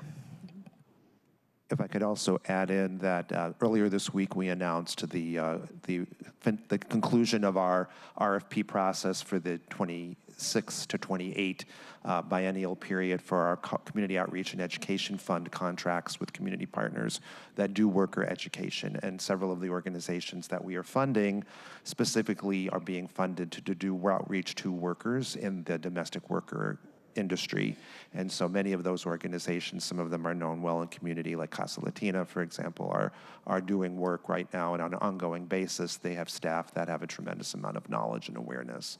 And so we are fortunate to have partners of longstanding who have knowledge in their offices that can be in community to talk with workers and help them understand. And we also have a long-term arrangement with Hand in Hand, which is a well-known hiring entity organization, and they work very hard to make sure that hiring entities are aware of their responsibilities under the ordinance. And that's been a longstanding contract with our department and supported by funding from our department. Thank you both for those responses. Colleagues, I'm not seeing any additional hands, so I'm going to keep us rolling. We're not taking action on this item today. This was just one of our first briefings now that we have some draft language in front of us and ordinance before us. So I do want to note before we close out this item, I want to extend my gratitude again to the Office of Labor Standards as well as the Domestic Worker Standards Board for their work on this, particularly Liana. It's been a pleasure working alongside you. And great appreciation for the work that you've been doing to shape this amended ordinance coming before committee today. Thank you. Thank you. And I just want to say we also have appreciated the opportunity to work with your team, Councilmember Rink, in doing the stakeholdering and also sharing just background information on this. So appreciate your assistance and your team's assistance. Thank you so much. And with Karina as well. And a huge thank you, of course, to Karina on Central staff for her incredible work. Thank you all. Wonderful. With that, we're going to wrap item 1, and I'll thank you all again for being here this morning. And we will now move on to our second item of business. Will the clerk please read item 2 into the record? Item 2, Fair Pricing and Transparency Ordinance, briefing and discussion. Great. At this point, while we're in this transition and bringing our presenters up to the table, I'd like to share a couple of words on this draft ordinance. So after months of extensive engagement with labor and industry partners in partnership with Vice Chair Foster and the Mayor's office and colleagues on council, I'm really excited to be getting into the work of discussing this groundbreaking legislation in committee today, and as was also noted in public comment earlier, leading the nation as some of the strongest legislation related to surveillance pricing. At the rally before committee and during public comment, we heard just how timely and important this policy is. Groceries are getting more expensive for everyday Seattleites, while the buying, selling, and leveraging of our private information to manipulate prices is making big national grocery corporations millions in profits. This legislation is intended to put some guardrails on what big businesses can do with our personal information. And at a time when SNAP reductions have rocked our community and people have even less to spend on food, I believe that it is incumbent upon the city to use every tool in our toolbox and take this step to prevent AI-assisted price gouging and ensure discounts are fair for everyone. And before our presenters get started, I also want to get on the record my deepest appreciation for the team behind today. So a special thank you to Sejal Parikh, Artie Nosrati, Karam Levitas, Sage Wilson, Cheryl Delestrinos, and Barbara Talkington. Those folks have put in a tremendous amount of work developing this policy, and I appreciate the mayor for making this piece of legislation a priority. I also want to thank Council Central staff, Jasmine Marwaha, as well as Tommaso Johnson, who aren't here today, and I want to thank staff within my own office as well, Tim Lennon and Kenny Tran, who have contributed to this policy and the work to get us here today. And, of course, expressing sincere appreciation for the partnership and a co-sponsor on this piece of legislation, Vice Chair Foster. Thank you to you and your team. All right, at this juncture, I'm going to turn it over to our presenters to go into it. So if you can unmute your microphone and introduce yourself by stating your full name for the record, and then take it away. Good morning, almost afternoon. Thank you, council members, for having us. Thank you, Chair Rank. Really appreciate the time. My name is Karam Levitas, Senior Policy Advisor in the Mayor's Office. And I see both our presenters are here, so fantastic. We have two outside experts who are experts in this field who have dedicated, I'd say, years of their life to this subject. So I'll just pass it to them briefly to introduce themselves before getting into our materials. I guess, Lee, if you want to go first, just since you're first in the materials. Sure. Thank you so much. My name is Lee Hepner. I'm Senior Legal Counsel at the American Economic Liberties Project, which is a nonprofit and nonpartisan research and advocacy organization that promotes accountability in the face of the abuse of corporate power. And I've been looking into emerging platforms for several years. Good morning. My name is Katie Wells, and I'm a senior fellow at the AI Now Institute, which is a think tank located in New York City. I am thrilled to be with you all today. All right, thank you both for being here. Really appreciate your time and your expertise. I'll provide just a brief introduction to this legislation before turning it over to our experts to review some of their work. So we're here today because this legislation is focused on, as it's named, providing fair and transparent pricing for grocery goods. And we've seen sort of in recent years an explosion in the type of data that is collected about us and how that data is used in pricing across the economy. So I think we've all heard stories or seen social media posts about different prices for hotels from day to day, different prices at the same time and the same day for different people logging in from different locations. Same with airfare and Uber rides. And that's concerning across the board. But those are, largely discretionary spend, and it's even more concerning when it comes to essential goods and grocery items. And so today, what research shows is that grocers collect as much as 2,000 data points about consumers. That includes demographic information, financial data like income levels and debt, and your interactions with browsers and search engines, et cetera. That allows companies to identify an individual's pain point or the maximum price that a consumer will pay. And the impacts are both on consumers in terms of the different prices that different consumers receive for the same goods. And there are also impacts on small and independent grocers who are not engaging in these activities. They don't have the technology and the data mining to do it, but they're in competition with larger entities that do. So again, just a high-level overview of the topic. To give a little more introduction to our presenters, Lee Hepner is a California-based antitrust lawyer and senior legal counsel at American Economic Liberties Project. He started his career in civil litigation, representing plaintiffs in labor and First Amendment litigation. And for the last decade, he has worked in and out of government on policies that address corporate power at the local, state, and federal level.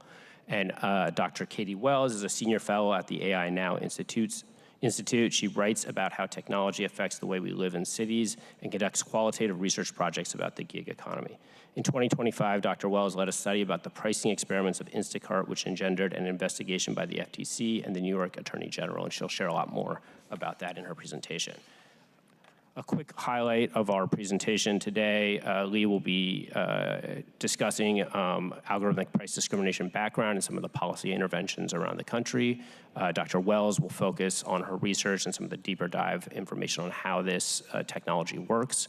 And then I'll be presenting the legislation that the executive has transmitted, our engagement process, the detailed policy overview, and then implementation and enforcement.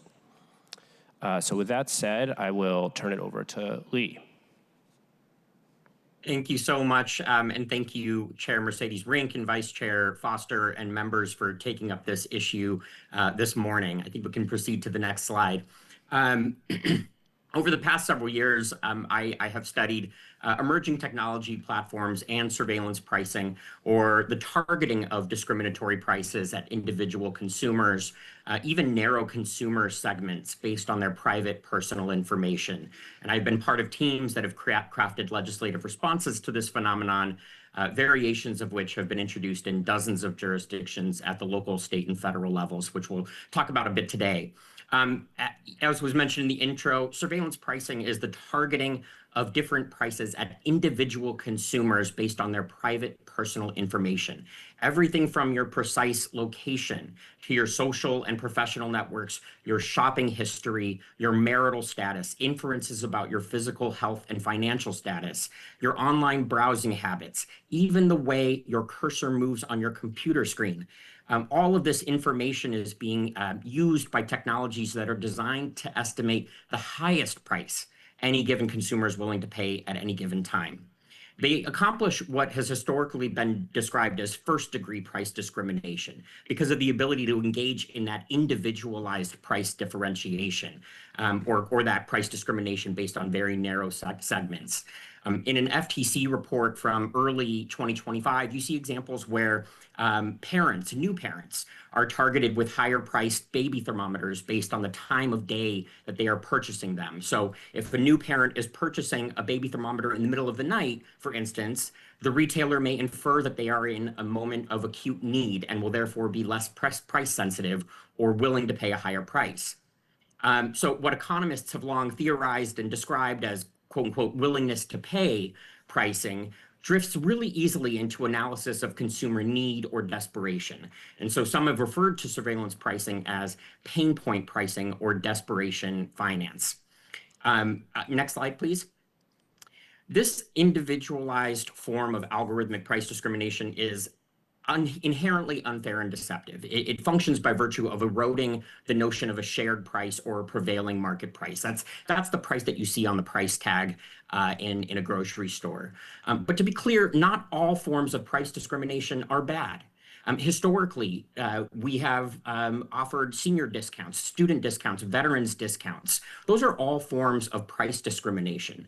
But unlike the first degree discrimination of surveillance pricing, these quote unquote third degree forms of discrimination are based on publicly advertised discounts aimed at broad consumer segments that are universally understood. Coupons are another form of price discrimination, and I come from a family that clipped coupons growing up, and sometimes that meant getting a discount on Skippy peanut butter, where otherwise we might have purchased Jif peanut butter. But those are broadly advertised discounts that are available to all consumers who are willing to clip that coupon, to avail themselves of that discount, or to try a new product that might be cheaper than the one that they normally buy. So the problem here that we're encountering is that consumer protection laws evolved during an era when the conduct we are observing today was thought to be impossible. And it remains unclear at best whether consumer protection laws can be brought to bear to confront surveillance pricing. To be clear, in my conversations with grocers and in their written statements submitted in other jurisdictions, as was articulated in the introduction here, independent grocers acknowledge that they do not engage in these forms of surveillance pricing and this targeted individualized discrimination, at least not at the store level. But in recent years, we've seen how independent grocers are coerced into price discrimination schemes facilitated by online platforms and third-party pricing services like Instacart, which was the subject of a headline-making expose last year that Katie may address. Today, independent grocers are becoming dependent on food delivery platforms that also interfere with their independent pricing decisions or the communication of fees and discounts that they would like to offer. Now, large chains are a different story. I think most people would be surprised to learn, for instance, that Kroger, one of the largest grocery chains in the country, makes over 35% of its annual revenue from its data broker business, scraping and trading personal data that can then be used to target consumers with discriminatory prices. Next slide, please.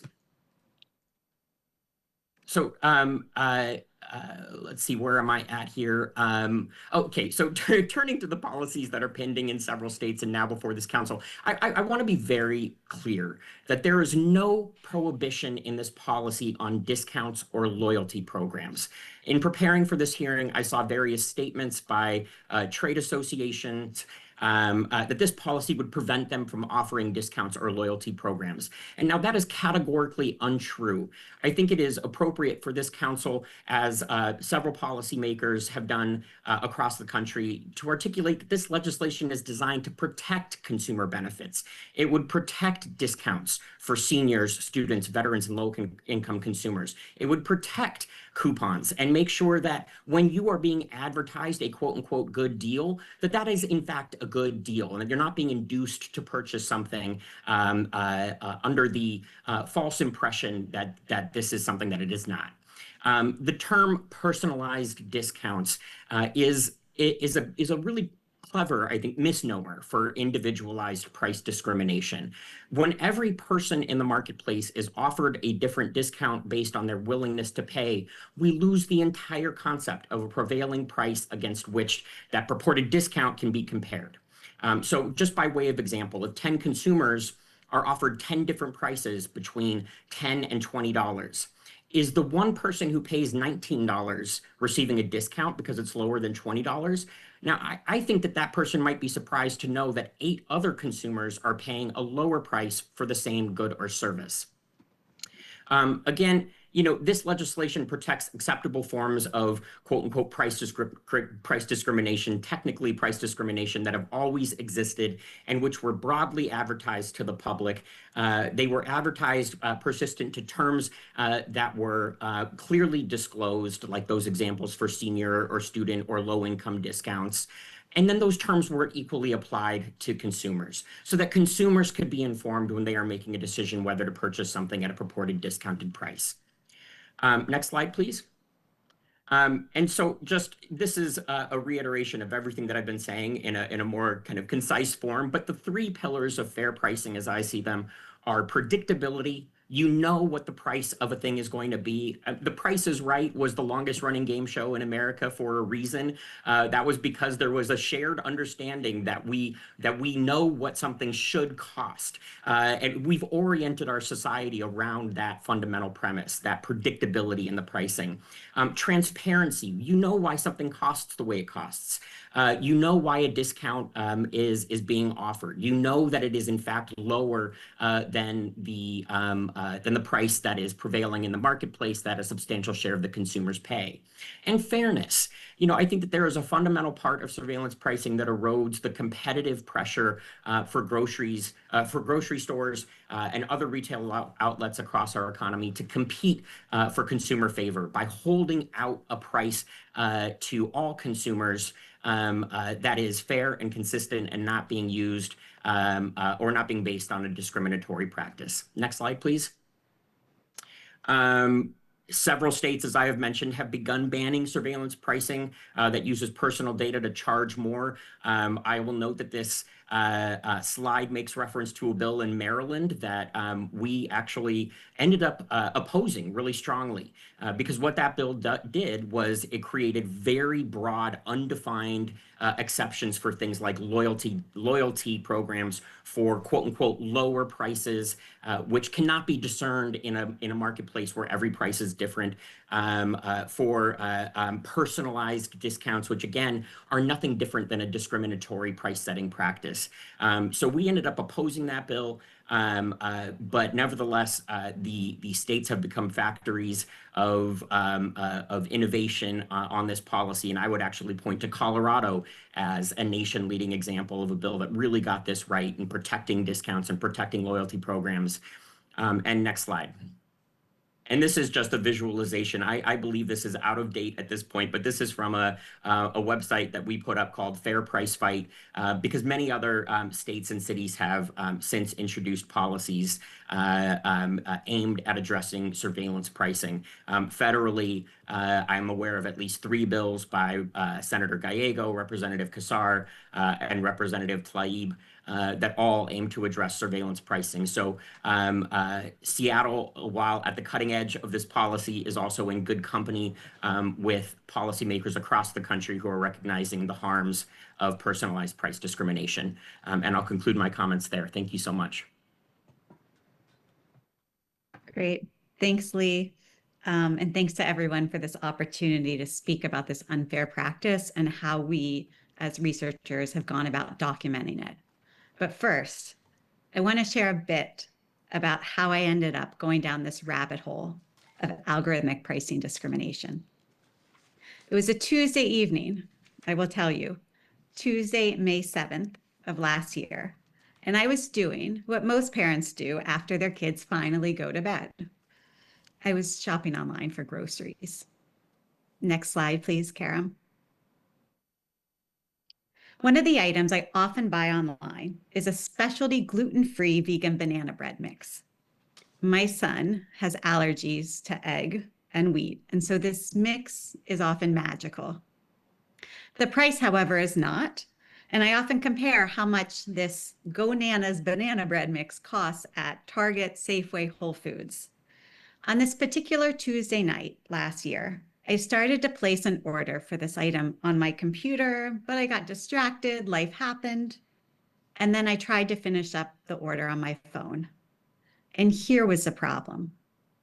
On my computer, the price was $8.99. On my phone, it had raised to $9.79. The price on my computer at the same moment when I got frustrated in incognito mode was $7.99. As someone who had spent a decade studying Uber, DoorDash, and Instacart and how those companies use algorithmic wage discrimination, I shouldn't have been surprised, but I was. And thus began a research project about how AI-powered algorithms allow companies to charge different customers different prices for the very same items at the very same time. Next slide, please. With a team of all-star partners, especially Derek Kravitz, Angel Hahn, Alan Smith at Consumer Reports, and Eric Gardner at More Perfect Union, I led an investigation into algorithmic pricing on the Instacart platform, including at the Seattle Safeway, the one that I've listed here on Othello Street. We brought together more than 400 shoppers, mostly online, to look at the costs of 20 items. What we found was a grocery platform saturated in algorithmic pricing.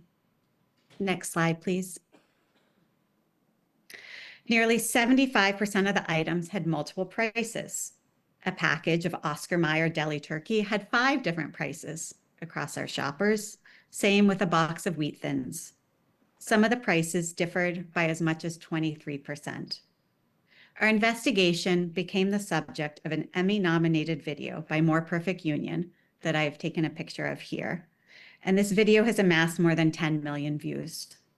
It also was the subject of an award-winning story by Consumer Reports, and it generated investigations by government authorities, as Kara mentioned.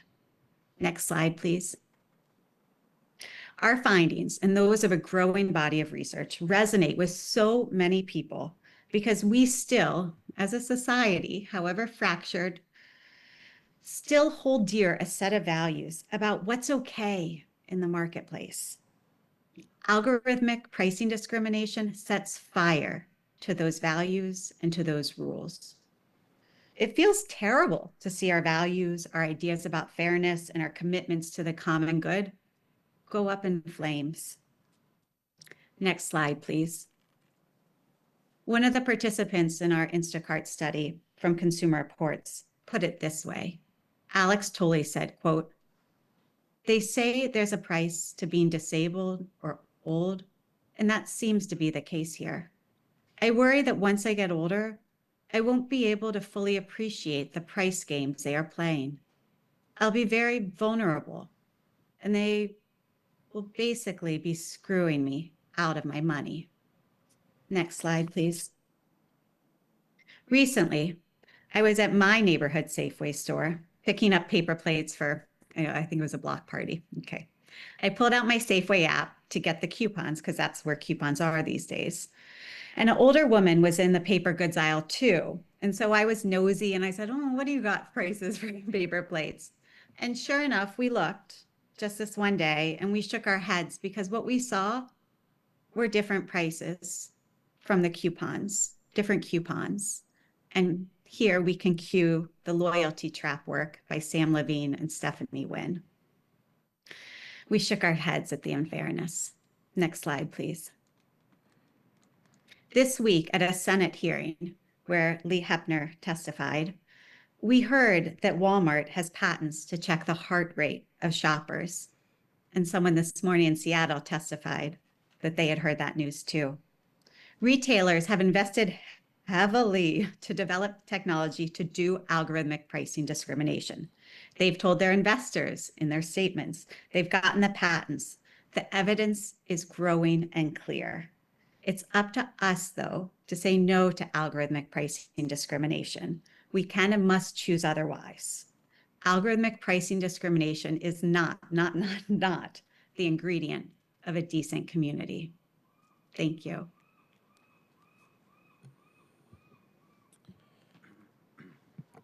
Thank you, Lee and Katie. I'll jump in and I'm going to provide an overview of the policy before walking through in a lot more detail each of the elements. And of course, please stop me at any time should any of it engender an additional discussion. So at a high level, the policy proposal that we've transmitted prohibits price setting based on personal information. So that includes information like race, gender, employment status, your activity online, your Google searches, and things like AI chatbot conversations. The second thing it does is we've been very intentional to make sure that it protects common discounts that we all know and appreciate, like the $1 off cucumbers or your shopper's cart discounts, those sorts of things. Secondly, we've worked hard to make sure that there's no impacts on traditional business practices like store-based pricing, the type of market analysis, and regional pricing that grocers and retailers engage in that does not involve personal information. It also is very intentional in trying to protect small and independent grocers. Those grocers are not covered by this legislation. I'll say more about that in the coverage section. But they're not impacted, and they, by and large, do not engage in these activities, but they are in a competitive marketplace with larger entities that do. So this law will have a baseline sort of common practice setting of acceptable practices that will also serve to equal that playing field and support small grocers. Other two elements that the legislation covers is some mandatory disclosures. I'll review those, and enforcement provisions. So before jumping into the policy details, I'm going to talk through a little bit of our engagement. We had a robust engagement both on the community and business side, and really want to acknowledge our team here. Sejal Parikh really led this effort. She's not able to be here today, as well as Artie Nosrati and Cheryl Delastrina, so I really want to acknowledge their good work. So we had about 7 group meetings on the community side, multiple individual conversations. You can see some of the groups we engaged with on the bottom of your screen. I'm not going to review the adjustments to the policy in this section. I'll talk through those as we get into the policy details themselves, but they're on the slide here just for reference. On the business side, again, very robust engagement, over 35 individual meetings, 6 large stakeholder meetings, engaged with everyone from individual grocers like Safeway and QFC to Washington Retail Association, Northwest Grocers Association, as well as sort of the types of entities that are in the delivery space like Amazon, Instacart, and DoorDash. Also consulted with national experts, including the Dr. Wells and Lee, who are on the call today, and a number of other entities who have been in this, working in this space for many years. So I'll jump in now to the policy provisions itself, starting with who is covered by the ordinance and what is covered. And there's really 2 elements to analyzing coverage. It's the type of entity and the type of item. There's 3 entities that are covered. There's a lot of text on this slide. I'll just walk through it step by step, but there's 3 entities: grocery businesses, mixed-use grocery businesses, and delivery providers that are covered. A grocery business in the ordinance is defined, and we're, just to start with an example, we're talking about your Safeways, your QFCs, your traditional grocers here. They're defined as having at least 10,000 square feet, 20 or more locations, and primarily retailing groceries. So under 20 locations are not covered by this ordinance. So that's your PCCs, your Red Apples, your Uwajamayas. They are not covered by this ordinance at all. Again, recognizing that they are not engaging in these practices, and in fact, this legislation is designed to even the playing field for the larger entities that are. The second covered entity, and I'll just say for those grocery businesses, the types of items that are covered, meaning the types of items that cannot use personal data to price, it's any item retailed by a grocery business. For a mixed-use grocery business is the second entity that's covered. These are your Targets, Fred Meyers, Costco's, defined as at least 10,000 square feet dedicated to grocery, but not only retailing grocery items. And because they retail a whole lot more than just groceries, we had to define the item coverage more narrowly or with more specificity to include groceries themselves, diapers, grooming and hygiene products, and over-the-counter drugs. So sort of if you think about your aisles in a grocery store, we took those types of items and created a statutory definition that covered them for this type of retailer that retails other things like clothes and TVs, et cetera, which are not covered by the ordinance. Lastly, we have delivery service providers. These are your Amazons, Instacarts, DoorDashes that are delivering grocery items and related items. They are covered if they have at least 100 employees and they facilitate delivery or pickup from a grocery store, a mixed-use store, or a warehouse. The items that are covered are any item that is delivered from a grocery store or picked up from a grocery store, as well as those same bucket of items I mentioned above: groceries, diapers, grooming and hygiene products, and over-the-counter drugs. Okay, so that's who is covered and what is covered. What does the regulation actually do? As I said at the top, it bans algorithmic price discrimination, which is defined as setting, altering, or manipulating the price of goods based on monitoring, tracking, or automated analysis of a consumer's behavior, location, demographic characteristics, biometric data, or other personal information. I'll say more about that term on the next slide. And it also includes a prohibition on using electronic shelf labels. This is a digital display of prices, which are deployed currently in some locations in Seattle to display algorithmically modified prices. So personal information, which cannot be used to manipulate prices, is defined as information that identifies, relates to, describes, or could reasonably be linked with a consumer, a household, or a device, including through consumer profiles. Some examples of that, and this is not an exhaustive list, but just to give folks an idea of what we're talking about, it's personal characteristics like age, race, gender, your status as an employee, or your marital status, or your parental status. Your activity online, like Google searches or social media interactions. More nuanced personal information like name, social security number, and IP address, and commercial information like personal property, products, or services that you have purchased. So again, this is not an exhaustive list, but just an example of the types of information that cannot be used to target personalized prices. We've also done a lot of work to ensure that business practices that may approach some of this activity or maybe were concerned, we heard concerns from businesses about potentially being impacted, are specifically protected. So examples of this, and this really is illustrative of the back and forth engagement we had on both the business and the community side, and concerns that we heard, and we wanted to make sure were addressed in the policy. So things like store-by-store pricing, so a different price in West Seattle versus Capitol Hill, not impacted, not regulated by this ordinance. Pricing based on a different delivery location. You heard a little bit about that in public comment. So if I'm getting an item delivered to me and a friend is getting something in a different location, it's fine to have the total price be different. Your location is personal information under this ordinance, but we have carved out that type of price difference in the legislation. Things like customer retention offers. You may be discontinuing a subscription service, something of that nature. The retailer wants to offer you a retention offer of some nature. That would, under a plain reading, be personal information, but we've carved that out based on that business feedback and that engagement process. And lastly, retailers are free to do sort of market, regional, or neighborhood analysis based on aggregate data to price things according to what they think is appropriate in the market, or based on supply and demand. That doesn't involve personal information. We've made that very clear in the ordinance.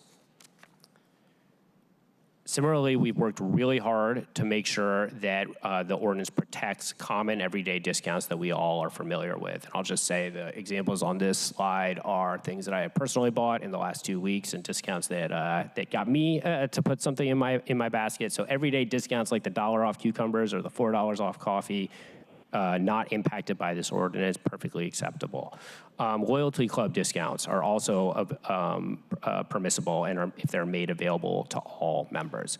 The types of discounts that Lee mentioned, like group discounts for teachers, students, or employees, are specifically exempted in this ordinance.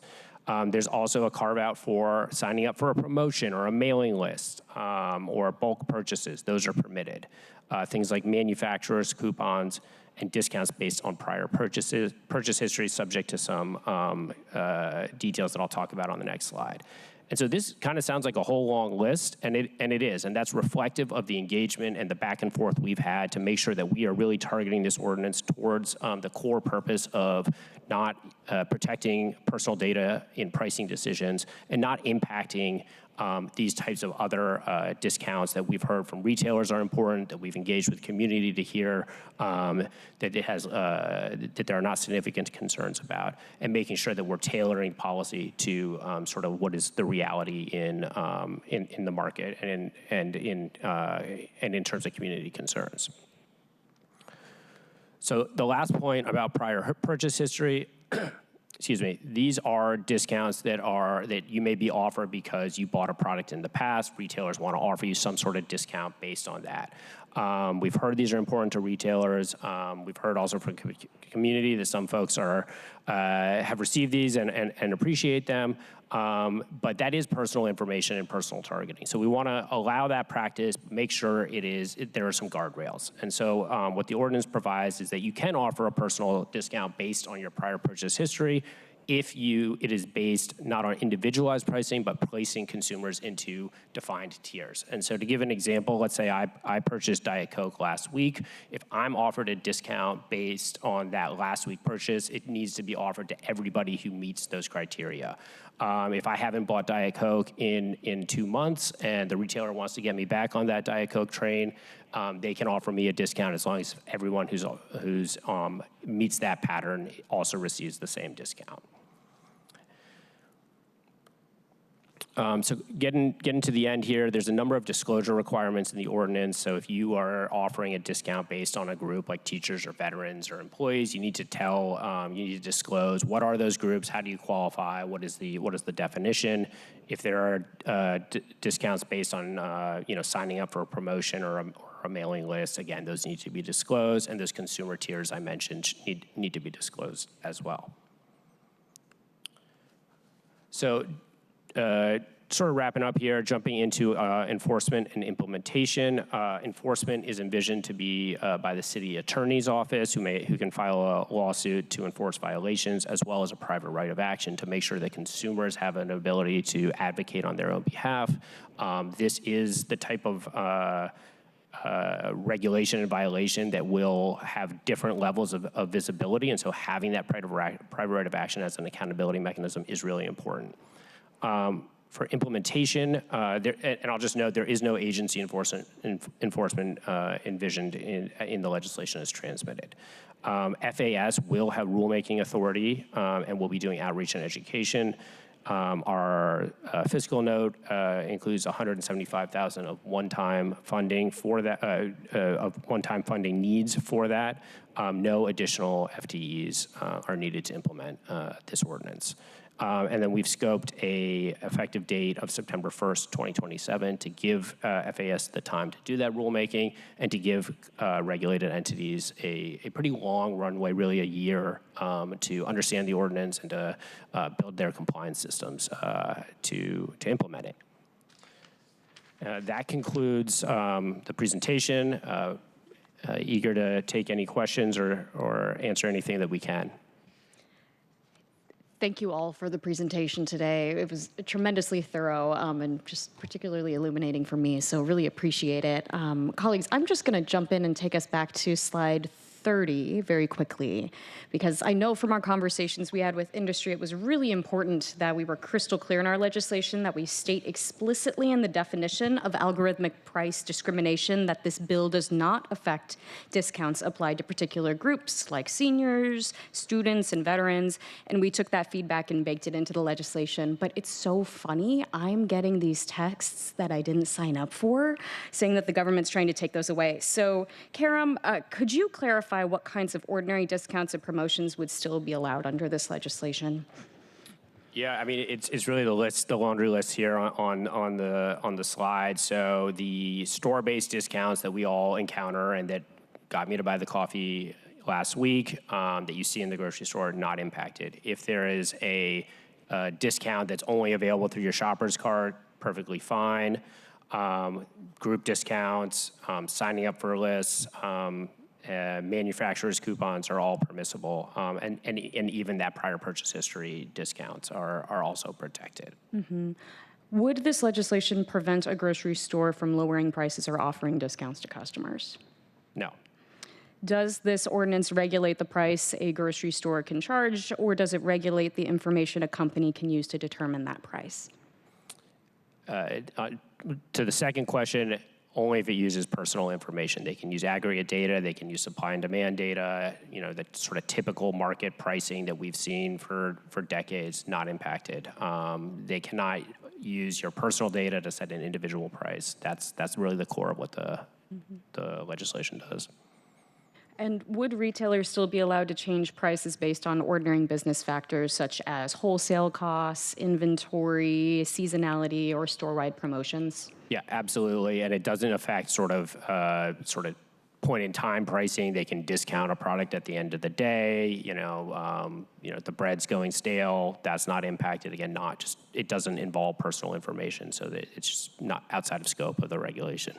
Awesome. And would a retailer still be able to offer the same loyalty discount to everyone who meets the same clearly disclosed criteria? Yes. Beautiful. And if a retailer uses information about an individual customer to decide that one person receives a $1 discount while another person receives no discount on the same item, is that functionally a form of individualized pricing, even if the company calls it a discount? Yes.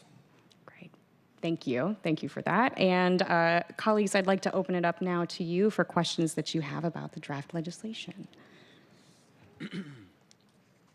I see a hand from Councilmember Saka. Thank you, Chair. The time is now to protect grocery affordability for Seattle consumers. This legislation is essential to protect consumers from algorithmic price gouging and discriminatory surveillance pricing. For clarity, as kind of revealed in the conversation today and by the specific express terms and conditions of the legislation itself, this bill would not ban discounts or loyalty programs in Seattle, but it would shut down predatory practices and potentially anti-competitive behaviors in algorithms. Importantly, it would also promote fairness, transparency, and affordability. By barring large retailers from using personal data to inflate prices, this measure ensures a level playing field so that everyday Seattleites are not penalized for their demographics or browsing habits. It's well known that I represent a council district, District 1, where there are many food deserts. Specific neighborhoods in D1 like South Park, Georgetown, and the Duwamish Valley, and then indeed in West Seattle as well. Areas like Delridge, Pigeon Point, Puget Ridge, well-known established food deserts. So I'm concerned about my constituents and my neighbors as a Delridge resident being charged more by large corporations who recognize that we have fewer options. Now, whether those increased prices are the direct result of intentional actions or more likely than not, by unregulated algorithms running amok. Now, I have carefully reviewed this legislation. I believe this legislation is directionally correct at the principle level and at the provision level. I believe that it's exactly what we need right now, given the mounting concerns around pricing discrimination and affordability. Now, is the specific language contained in the bill perfect? I don't know. Remains to be seen. as we go through our council review, consideration, and deliberation process. But the elements are there, the principles are there, the provisions are there. And for those reasons, Chair Rink, I strongly support this legislation and would like to be listed as a co-sponsor. Thank you, Councilmember Saka. I happily accept that co-sponsorship, and we'll make sure it's added in the legislation as transmitted. Thank you for your partnership in this and belief in this effort. Thank you. Colleagues, any additional questions for our panel today?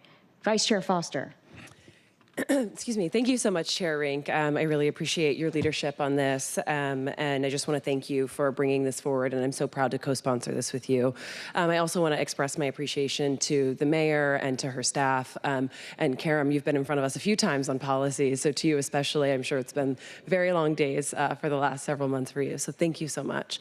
I'll just start with one thing that I've been thinking about, and then I will have a question for you, but for me, when I go to buy an airplane ticket, I usually leave my house. I go to the library, or I turn on, or I turn on a private browser, and that's probably because maybe I should get a VPN, but I'm not savvy enough to do that. And that's when I'm buying an airplane ticket, right? I don't have to buy an airplane ticket, but I know that price discrimination exists. But people do have to buy groceries. And so I think this legislation is a really smart way for us to help ensure that we are protecting our residents and that we're bringing forward thoughtful consumer protections so that people don't experience the kind of price discrimination that we heard about today. I mean, hearing about, 20 to 70% differences, or 75% of products having different prices and a possible more than 20% price range difference for the exact same item on the same point in time for customers is certainly, I think, just shocking information for us to hear about. Or standing in the grocery store and standing next to someone and looking at the same item and a coupon and seeing different prices targeted based on the information that companies have about us. So I really appreciate the presentation today. The question that I want to ask, I just want to hear a little bit more about the strategy for protecting small grocers and for protecting store-based pricing. Can you speak to that a little bit more? Yeah, the first one is very clearly delineated in the ordinance. It just does not cover retailers that have 20 or I should say 19 or fewer locations. 20 or more are covered. So if council members are interested, we can provide a little more detailed sketch of exactly who those retailers are. But the data that we've looked at is that's PCC, which has in the neighborhood of 15 to 17 locations, Uwajimaya about 4, Red Apple, and Grocery Outlet. That's sort of the top of the list. There's probably several other smaller ones that are 1 or 2 locations that we can also follow up with you all about. Also does not cover sort of small markets under 10,000 square feet or convenience stores. So I think that's that's the first question. If you could just repeat the second. The store-based pricing and the ability for a store to offer a discount for a particular location. Thank you. Yeah. At the outset, I'll just say that doesn't involve personal information at all. Actually, it was a bit of an interesting process as we went through this development. It's not captured in the definition of algorithmic price discrimination, period. We did hear concern from retailers that it could be construed in that way. So we put into the language a specific carve-out that make that clear that location by location pricing is not impacted by the legislation. So that's sort of reflective of that stakeholder process and that dialogue with retailers, wanting to make sure we'd had it, buttoned up so folks were 100% comfortable that those types of practices of analyzing either what they think a particular region or market can bear based on aggregate data is totally fine, or if there's simply different supply and demand concerns for providing a product at different locations in the city. Thank you. That's really helpful. And Chair, just one final question for me.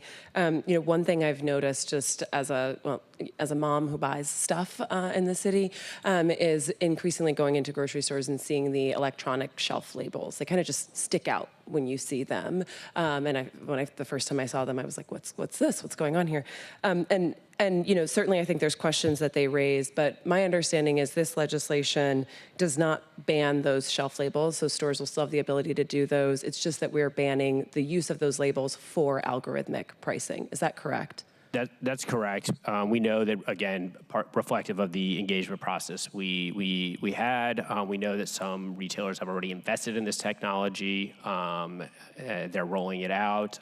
This legislation isn't about interrupting those investments and that technology that they may think is appropriate. It's really focused on algorithmic price discrimination, use of personal data. So the regulation of electronic shelf labels is very clearly tailored only to the displaying prices that are algorithmically modified based on personal data. Thank you for that. Thank you, Chair. Thank you, Vice Chair Foster. Colleagues, in the interest of time, I am going to keep us moving along for today's agenda, but I want to read us into some steps on process and timeline. The draft will be on the IRC next week, at which point central staff will finish their work on their bill memo. I believe that we can expect that by the end of the week, so huge thank you again to Jasmine and Tommaso. Amendment concepts will be due a few days after the release of the central staff memo. Central staff will include specific due dates with their memo email. And at the August 21st meeting of this committee, we will be briefed by central staff on policy considerations of this bill. And importantly, any council members with amendment concepts will be asked to speak to them themselves in this committee. So again, that's happening on August 21st. In our first committee meeting following council recess, we will vote on amendments on the underlying legislation. My team and central staffers are available for any questions you may have. But with that, I want to thank our presenters again for coming today, particularly our national experts, for coming online and sharing a bit about your research and your expertise. It was tremendously valuable, and thank you for your partnership on this. And thank you again, Karam, for walking us through the bill and for all of your hard work bringing us here today. Thank you. Thank you so much. Wonderful. And with that, we will now move to our third and final item of business. Will the clerk please read item 3 into the record? Item 3, King County Regional Homelessness Authority, KCRHA Contracts Transition Plan, briefing and discussion. All right, as our presenters are settling in at the table, I am going to say to the top, colleagues, we are going to end at noon today. I know folks have a hard stop, but given the importance of the topic, I wanted to make sure that we at least got the presentation read into the record with an expectation that follow-up questions can come up. And we know the conversation related to KCRHA will be continuing as we navigate the transition. So huge apologies to our friends at HSD. Thank you for your patience. And with that, when you are ready, I will turn it over to you.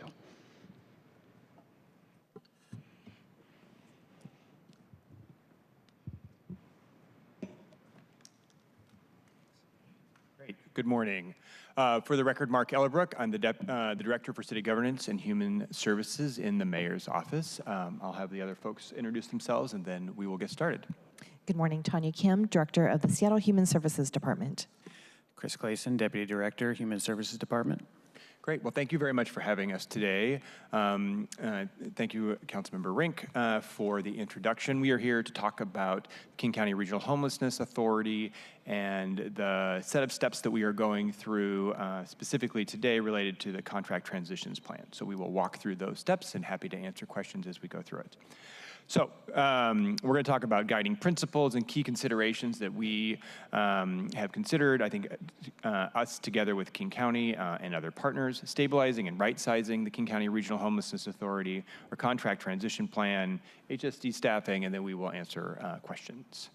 So one of the things, just by way of background, folks know that there was a forensic evaluation of the King County Regional Homelessness Authority back in the kind of late winter, early spring that identified a number of concerns about financial practices and other practices. Since that time, we've been having a community conversation, a regional conversation about the Regional Homelessness Authority and what are the appropriate steps to help, I think, right-size and support the Regional Homelessness Authority at the same time by doing right by the folks who are living homeless in our community and safeguarding our funds. And so Part of that process has been the development and the delivery of a report to council, which we will provide the information on, that talks about some of those steps that we are doing to work with the Regional Homelessness Authority, as well as the transition of contracts back to the City of Seattle and also to King County.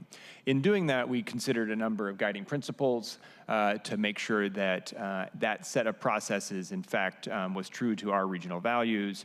We can remain committed to providing high-quality shelter, services, and housing to the folks who are the most vulnerable in our community and are living homeless, both in the City of Seattle and throughout our region. Continuing to work to create clear pathways for individuals to exit homelessness, to shelter and services, and to long-term housing. That has been a long-term goal of this region, and this region has actually developed some of the leading and most effective pathways for folks exiting homelessness. And then I think continuing to stress that homelessness is a regional issue. At the end of the day, folks, just like all of us, are free to move throughout our region for opportunity, and that is also true among the people who are unfortunately living homeless in our community. So it takes a response from all the folks throughout this county to be effective in that space. Key considerations as we thought about next steps with the Regional Homelessness Authority. First and foremost, protecting federal funding for our region. Just as an aside, folks may or may not be aware that there had been a challenge to the HUD's Continuum of Care NOFO for this year. It was challenged by Washington State Attorney General and others, and we heard today that in fact that challenge was upheld.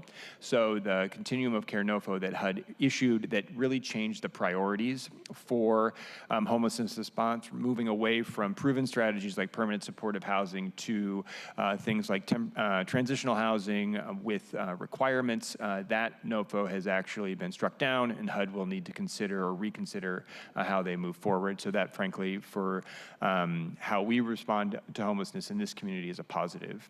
Additionally, we want to stress minimizing service disruption, first and foremost for clients, for people who are trying to end their own homelessness, but also for our providers that we work with every day. And then, as I had mentioned, really maintaining a regional approach to homelessness.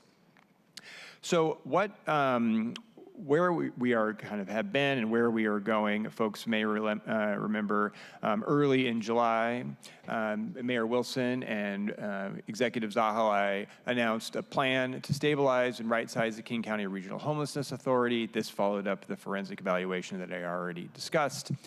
This really is an effort to get the Regional Homelessness Authority to focus on its core mission, and I'll talk a little bit more about that in a second, while strengthening accountability for the contracts and the funding, and both I and folks from the Human Services Department will talk a little bit about that. A key component of that is returning city funds and county funds, these are local dollars, not the federal Continuum of Care funds, to our respective governments starting in 2027. And we're going to get into more detail around that transition plan in a minute. So the overall objective here really is to stabilize the Regional Homelessness Authority and mitigate our risks. It focuses on four main areas. I've mentioned already the importance of maintaining services. We hear that not only for the folks who are living homeless, but also for our service providers.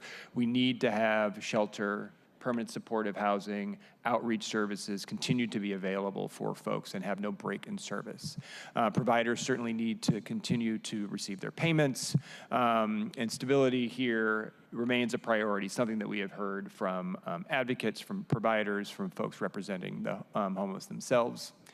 We want to focus on strengthening financial oversight. We have worked to place an independent financial entity with the King County Regional Homelessness Authority designed to address a number of the shortfalls that the forensic analysis brought to the fore, and that work is ongoing.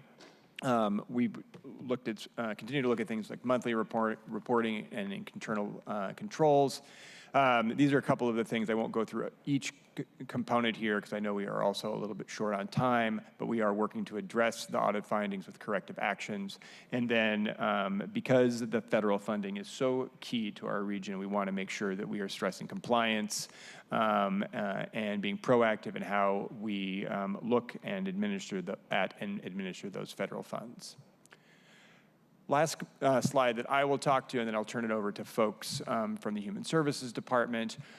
is just to highlight sort of where the division of labor will be with KCRHA and with the city and the county. I mentioned that we really want to stress centering the Regional Homelessness Authority, as the name implies, on its regional functions. These are outlined here on this slide, including the continuum of care lead applicant, as well as serving as the administrator of some specific continuum of care contracts, the homeless management information system, coordinated entry, point-in-time count, and the severe weather response. These remain central functions, whether you are in the city of Seattle, you're in Auburn, you're in Kirkland. These are functions that are shared across the region. The city and the county will step up and look at and take back our non-continuum of care contracts and continue to also assist with fiscal oversight with the Regional Homelessness Authority and contract monitoring and make sure that our payments and our procurements follow along our guidelines and are efficient to support the providers. One thing that I want to talk about here briefly that is not on this slide, but I know is important to council members and important to us, is the ombuds function that KCRHA has. That is, we agree, I think, with council members and with the Regional Homelessness Authority. That is a key and important function that rests with the Regional Homelessness Authority, and we want to make sure that we are highlighting that as we determine how that function continues to be present and working for folks who are living homeless so that they can, if they have concerns around the way that services are being delivered, that there is a place that they can go and have those concerns raised and then provided to either Regional Homelessness Authority or, frankly, to the city and the county as we take over administration of the contracts. So with that, I'm going to turn it over, I think, to Chris Clayson to talk about specifics around the contract transition plan. Thanks, Mark. And I know we have a few minutes, so I'm going to try to run quickly through this. But in January 2027, we will be taking back up to 117 homelessness service contracts with a total budget there of $113 million across 40 providers. So this slide will just show the scope of services that are included within that. I do want to note we will be taking back the severe weather contracts as well, but building in a requirement in those contracts to collaborate and follow KCRHA's severe weather coordination efforts, building on our current partnership with them in Tier 3 activations. Next slide. Here's our general timeline for taking contracts back. We want to start with last month. HSD and DCHS have been partnering to hold provider meetings. We had our first one on July 1st to announce the transition plan. And as Mark mentioned, we have embedded the financial firm at KCRHA. This month, obviously, the contract transition plans have been transmitted to the respective councils, and HSD is taking some next steps as well over the coming weeks. We will be sending over a welcome packet to providers coming back, sharing information about our department, the contract process, and our expected timelines. And then there's 15 of the 40 providers need to execute a general terms and condition agreement, which has to happen before we get into those 27 contracts. So we're going to wrap that up by the end of this summer. Throughout the fall, I mentioned our HSD DCHS meeting. We're going to hold another one on September 9th and ongoing from there. I'll share more soon. We are also in September going to be sending out preliminary award letters and sending out packets to complete initial information that agencies can send to us for the contract process, and then we'll staff up. January 1st, 2027, we'll take those contracts back. Next slide, please. HSD staffing. We're going to increase our staffing by 23 positions, ongoing annual cost of about $3.9 million. This will be a staggered hiring process that we're going to start in September, focusing in on contract positions. Below are some of the scopes that these positions will cover, and the next slide has the full detail on what those positions are. And that's that slide. Next slide, please. Hold on one moment. I just want to pause here because I just want to do a quick time check. Colleagues, I'm aiming to get us done at noon. I'm recognizing we're just towards the end. Can folks stay a little bit afternoon? Okay. You can slow down. Please go to your Excellent. slide. Thank you, Chris. Slow down just Okay, great. So if we can slow down for the staffing one, Sure. it would be good here just to explain the 23 staff and proportional to the division as well as the oversight. Yeah, as Director Kim mentioned there, obviously taking back these contracts is a big effort for the entire department. And so of the 23 positions, 13 will be in the homelessness division. And those are the first 4 there. So we have our grants and contract supervisors, grants and contract specialists, we're going to have a planner as well, administrative specialists coming in too. So we're really excited about those, which will be great.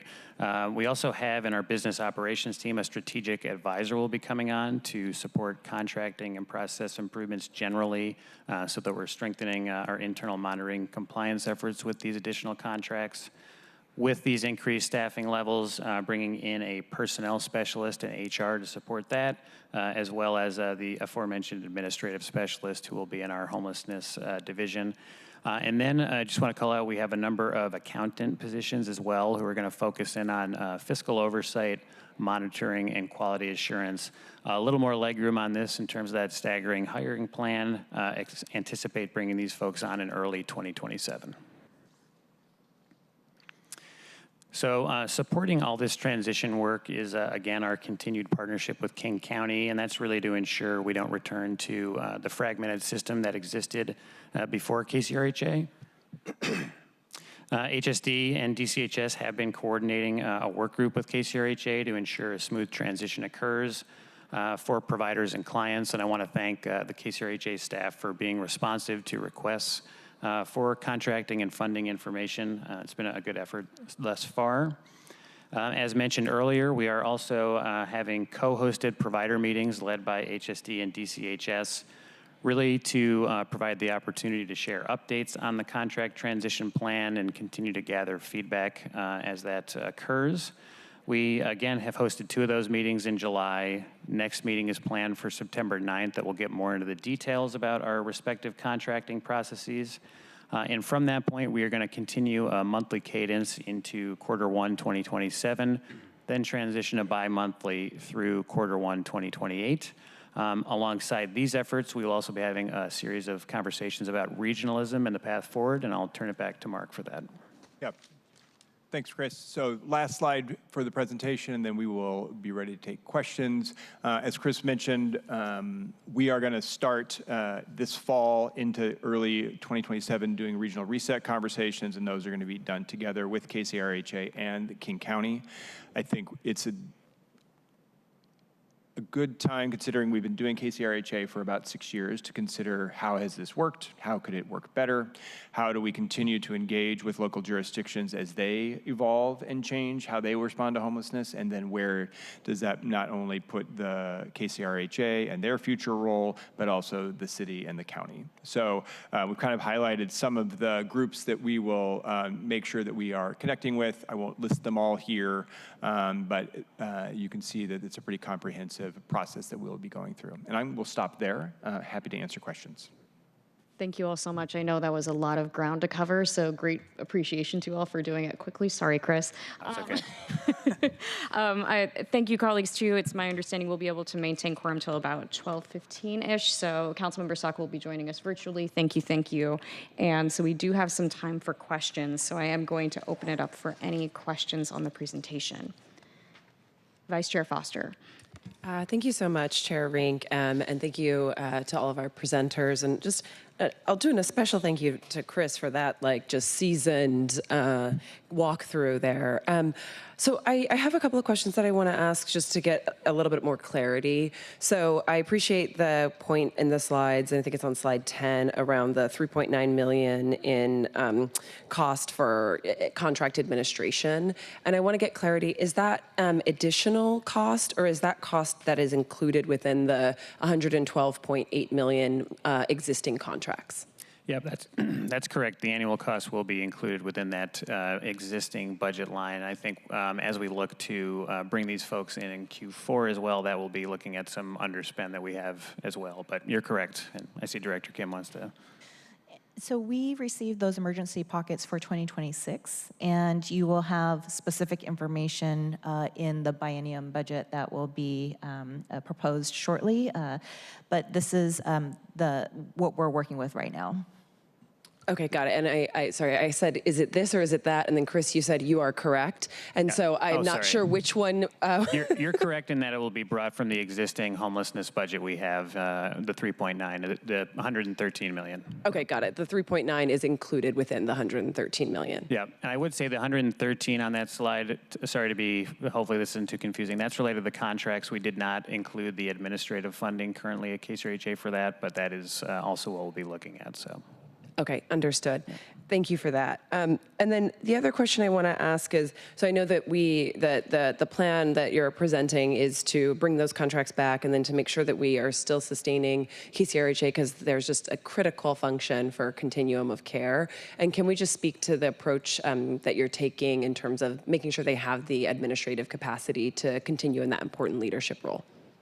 Sure, I'm happy to start, and if folks want to add. So I think there are two questions that I think that are important there, Councilmember. One is sort of what is the cost of that? And then I think part of it is what is the sort of staffing that they will have in place. So one of the tasks that we are asking the financial advisory firm that is working there is to do an evaluation of what the appropriate amount of both staffing and cost would be for an agency when those contracts that both the city and the county are taking back. And that is due to us probably in the next few weeks that we should have that information, and then that will allow us, I think, and allow KCRHA to consider both, I think, their staffing and their administrative costs. The continuum of care does bring with it administrative dollars that KCRHA holds for the administration of those central functions, and I think they will hold likely the lion's share of those funds to support those. I don't know if there's anything more that you would want to add. I think the only other point is we're still with that work. If we make some decisions by the time the proposed budget is ready, then you will see more specifics about what the city and the county perhaps will be contributing to offset the additional administrative costs. For example, if the ombuds on some level is there or at the city, that will likely be determined at that time. Another would be the emergency response. So as Chris pointed out, we are taking back those contracts, but we do believe, this is just the administrative portion of that for the severe weather level 3. But really we do know that they're very effective about setting up the region's response to severe weather, and we would want them to retain that role. And so there likely will be some contribution above what COC is doing, for example. Got it. Thank you. And I think what I understand that to mean is there's potential additional collaboration between the city and the county in terms of not just ensuring that we have an ongoing regional approach, but determining that we have sort of a shared funding and investment strategy. And that sort of just dovetails into something that my final question here, which is, can you just speak a little bit more to the approach with braided contracts and ensuring that we have providers able to continue to execute their approaches as planned? Yeah, that's actually a bit of work that we are continuing to build with DCHS and doing that really thoughtfully. I think we heard from a lot of providers just the desire not to have multiple contracts with the city and county, and so we're looking at what might make sense to consolidate that, and whether it be through an MOA or supporting that. I think those are the details that we're figuring out and ironing out through the this month, and hope to have that finalized by the end of August. So again, I'll just add that our goal is to start all of the contracts January 1, but where there's some maybe complications, we know that we might need a little bit more time if there are complicated contracts, but we'll know shortly. Okay. That sounds great. Thank you. And given that there's this ongoing collaboration happening between the city and the county, and hearing your response that it's very active, I wonder, do you anticipate reporting to council about that component prior to budget? I think we will have more details on that, but we'll defer to Mark or Director Kim with more. Yeah, I think as we get the information both from the financial advisory firm, and I think as we work with the county, we're happy to come back and provide additional updates kind of through the process. Thank you. And I think I'm really excited about the approach that you're taking. And I appreciate, especially, let me be specific here, to be responsive to providers who are sharing that concern around the braided contracts and their need to be able to continue executing their work. So thank you for taking that under consideration. I also just want to make sure that we are set up to be good partners during the budget process, and that early information will allow us to do so. So I look forward to hearing more soon. Thank you. Thank you, Chair. Thank you for those questions, Vice Chair Foster. I'll wrap us up with just a few questions for today. It appears from the slides of the reset proposal that the intent is that the City of Seattle and King County will work on developing a joint RFP process for their respective homelessness service contracts that could be issued in Q1 2028. Just to confirm, is that accurate? And what is the timeline for putting these contracts out for the RFP? Yeah, that's accurate. We would plan to put that out in Q1, actually release an RFP for that for 2029 services. And I think the conversations Mark mentioned in terms of regional reset, we hope to be kind of foundational in building up that planning for the 2028 release. So if I could slow it down for just a tad. So it would be planning that would occur in 2027 for a NOFA announcement in 2027, so that there could be an RFP or an RFQ in 2028. You run that process, it would be pretty major. So we want to give it the appropriate breathing space for providers and for county, and I'm assuming in the city. And then new awards, those contracts will begin in 2029. So it sounds like a long time, but when you think about the work that entails with it and the speed in which the providers will need to apply and prepare, that's the timing that we're proposing. I would say there's a caveat. We always want to be mindful of what happens to COC. There's some other things that we need to take into consideration, and so that is the proposed timeline. I also want to clarify what joint looks like. I think we need to determine what that is. So whether it's a literal one RFP with braided funds, or if we just do this collaboratively and then behind the scenes work it out. We just need to, I think, identify and firm up what those details are, but just wanting you to know that we're going to plan, we're going to have shared outcomes, we're going to try to develop the cadence on what we want to do regionally, but literally what it looks like, we need a little bit more planning time. No, thank you for unpacking that, Director Kim. And my last question for today is just more broadly in terms of process. I mean, this is a huge transition. We're all trying to manage the impacts of that transition, stabilize services, and make sure that people experiencing homelessness that we're trying to serve are not impacted. And I'm thinking about the broader community of workers who support the system that are being impacted by these changes. So I'm wondering if you can speak to, perhaps this is a question for the mayor's office, just speak to in broad strokes how we're engaging our labor partners throughout this transition and the respective workforces that are impacted. Yeah, good question. And something that we've heard from KCRJ, from their employees, and from our labor partners. We've had, I believe, at least three meetings with a broad set of labor partners already. They've raised sort of their concerns and questions just around that transition, the impact to the KCRHA employees, what would the employment opportunities be with the county, with the city. And so we've been actively engaged in that conversation. I mean, as you well know, there are sort of limitations around what we can do as far as providing unique opportunities to sort of one set of folks or another. But we are in active conversation about how we make sure that those opportunities are known and available to KCRHA impacted employees. And then I think also what that would potentially look like, I think, for, what is the county like as an employer? What is the city like as an employer? So we're trying to be active in that space. And I think the labor partners have been asking a lot of good questions. Thank you so much for that. And with that, I'm happy to wrap us up. And thank you all so much for presenting today. Greatly appreciate it. And we'll keep the conversation going. Thank you. Thank you. Colleagues, we have reached the end of today's agenda. Is there any further business to come before the committee before we close out? I see the next committee already sitting in chambers, so I think we got to get out of here. Colleagues, the next Human Services, Labor, and Economic Development Committee is scheduled for Friday, August 21st at 9:30 a.m. Hearing no further business, we are adjourned. Thank you.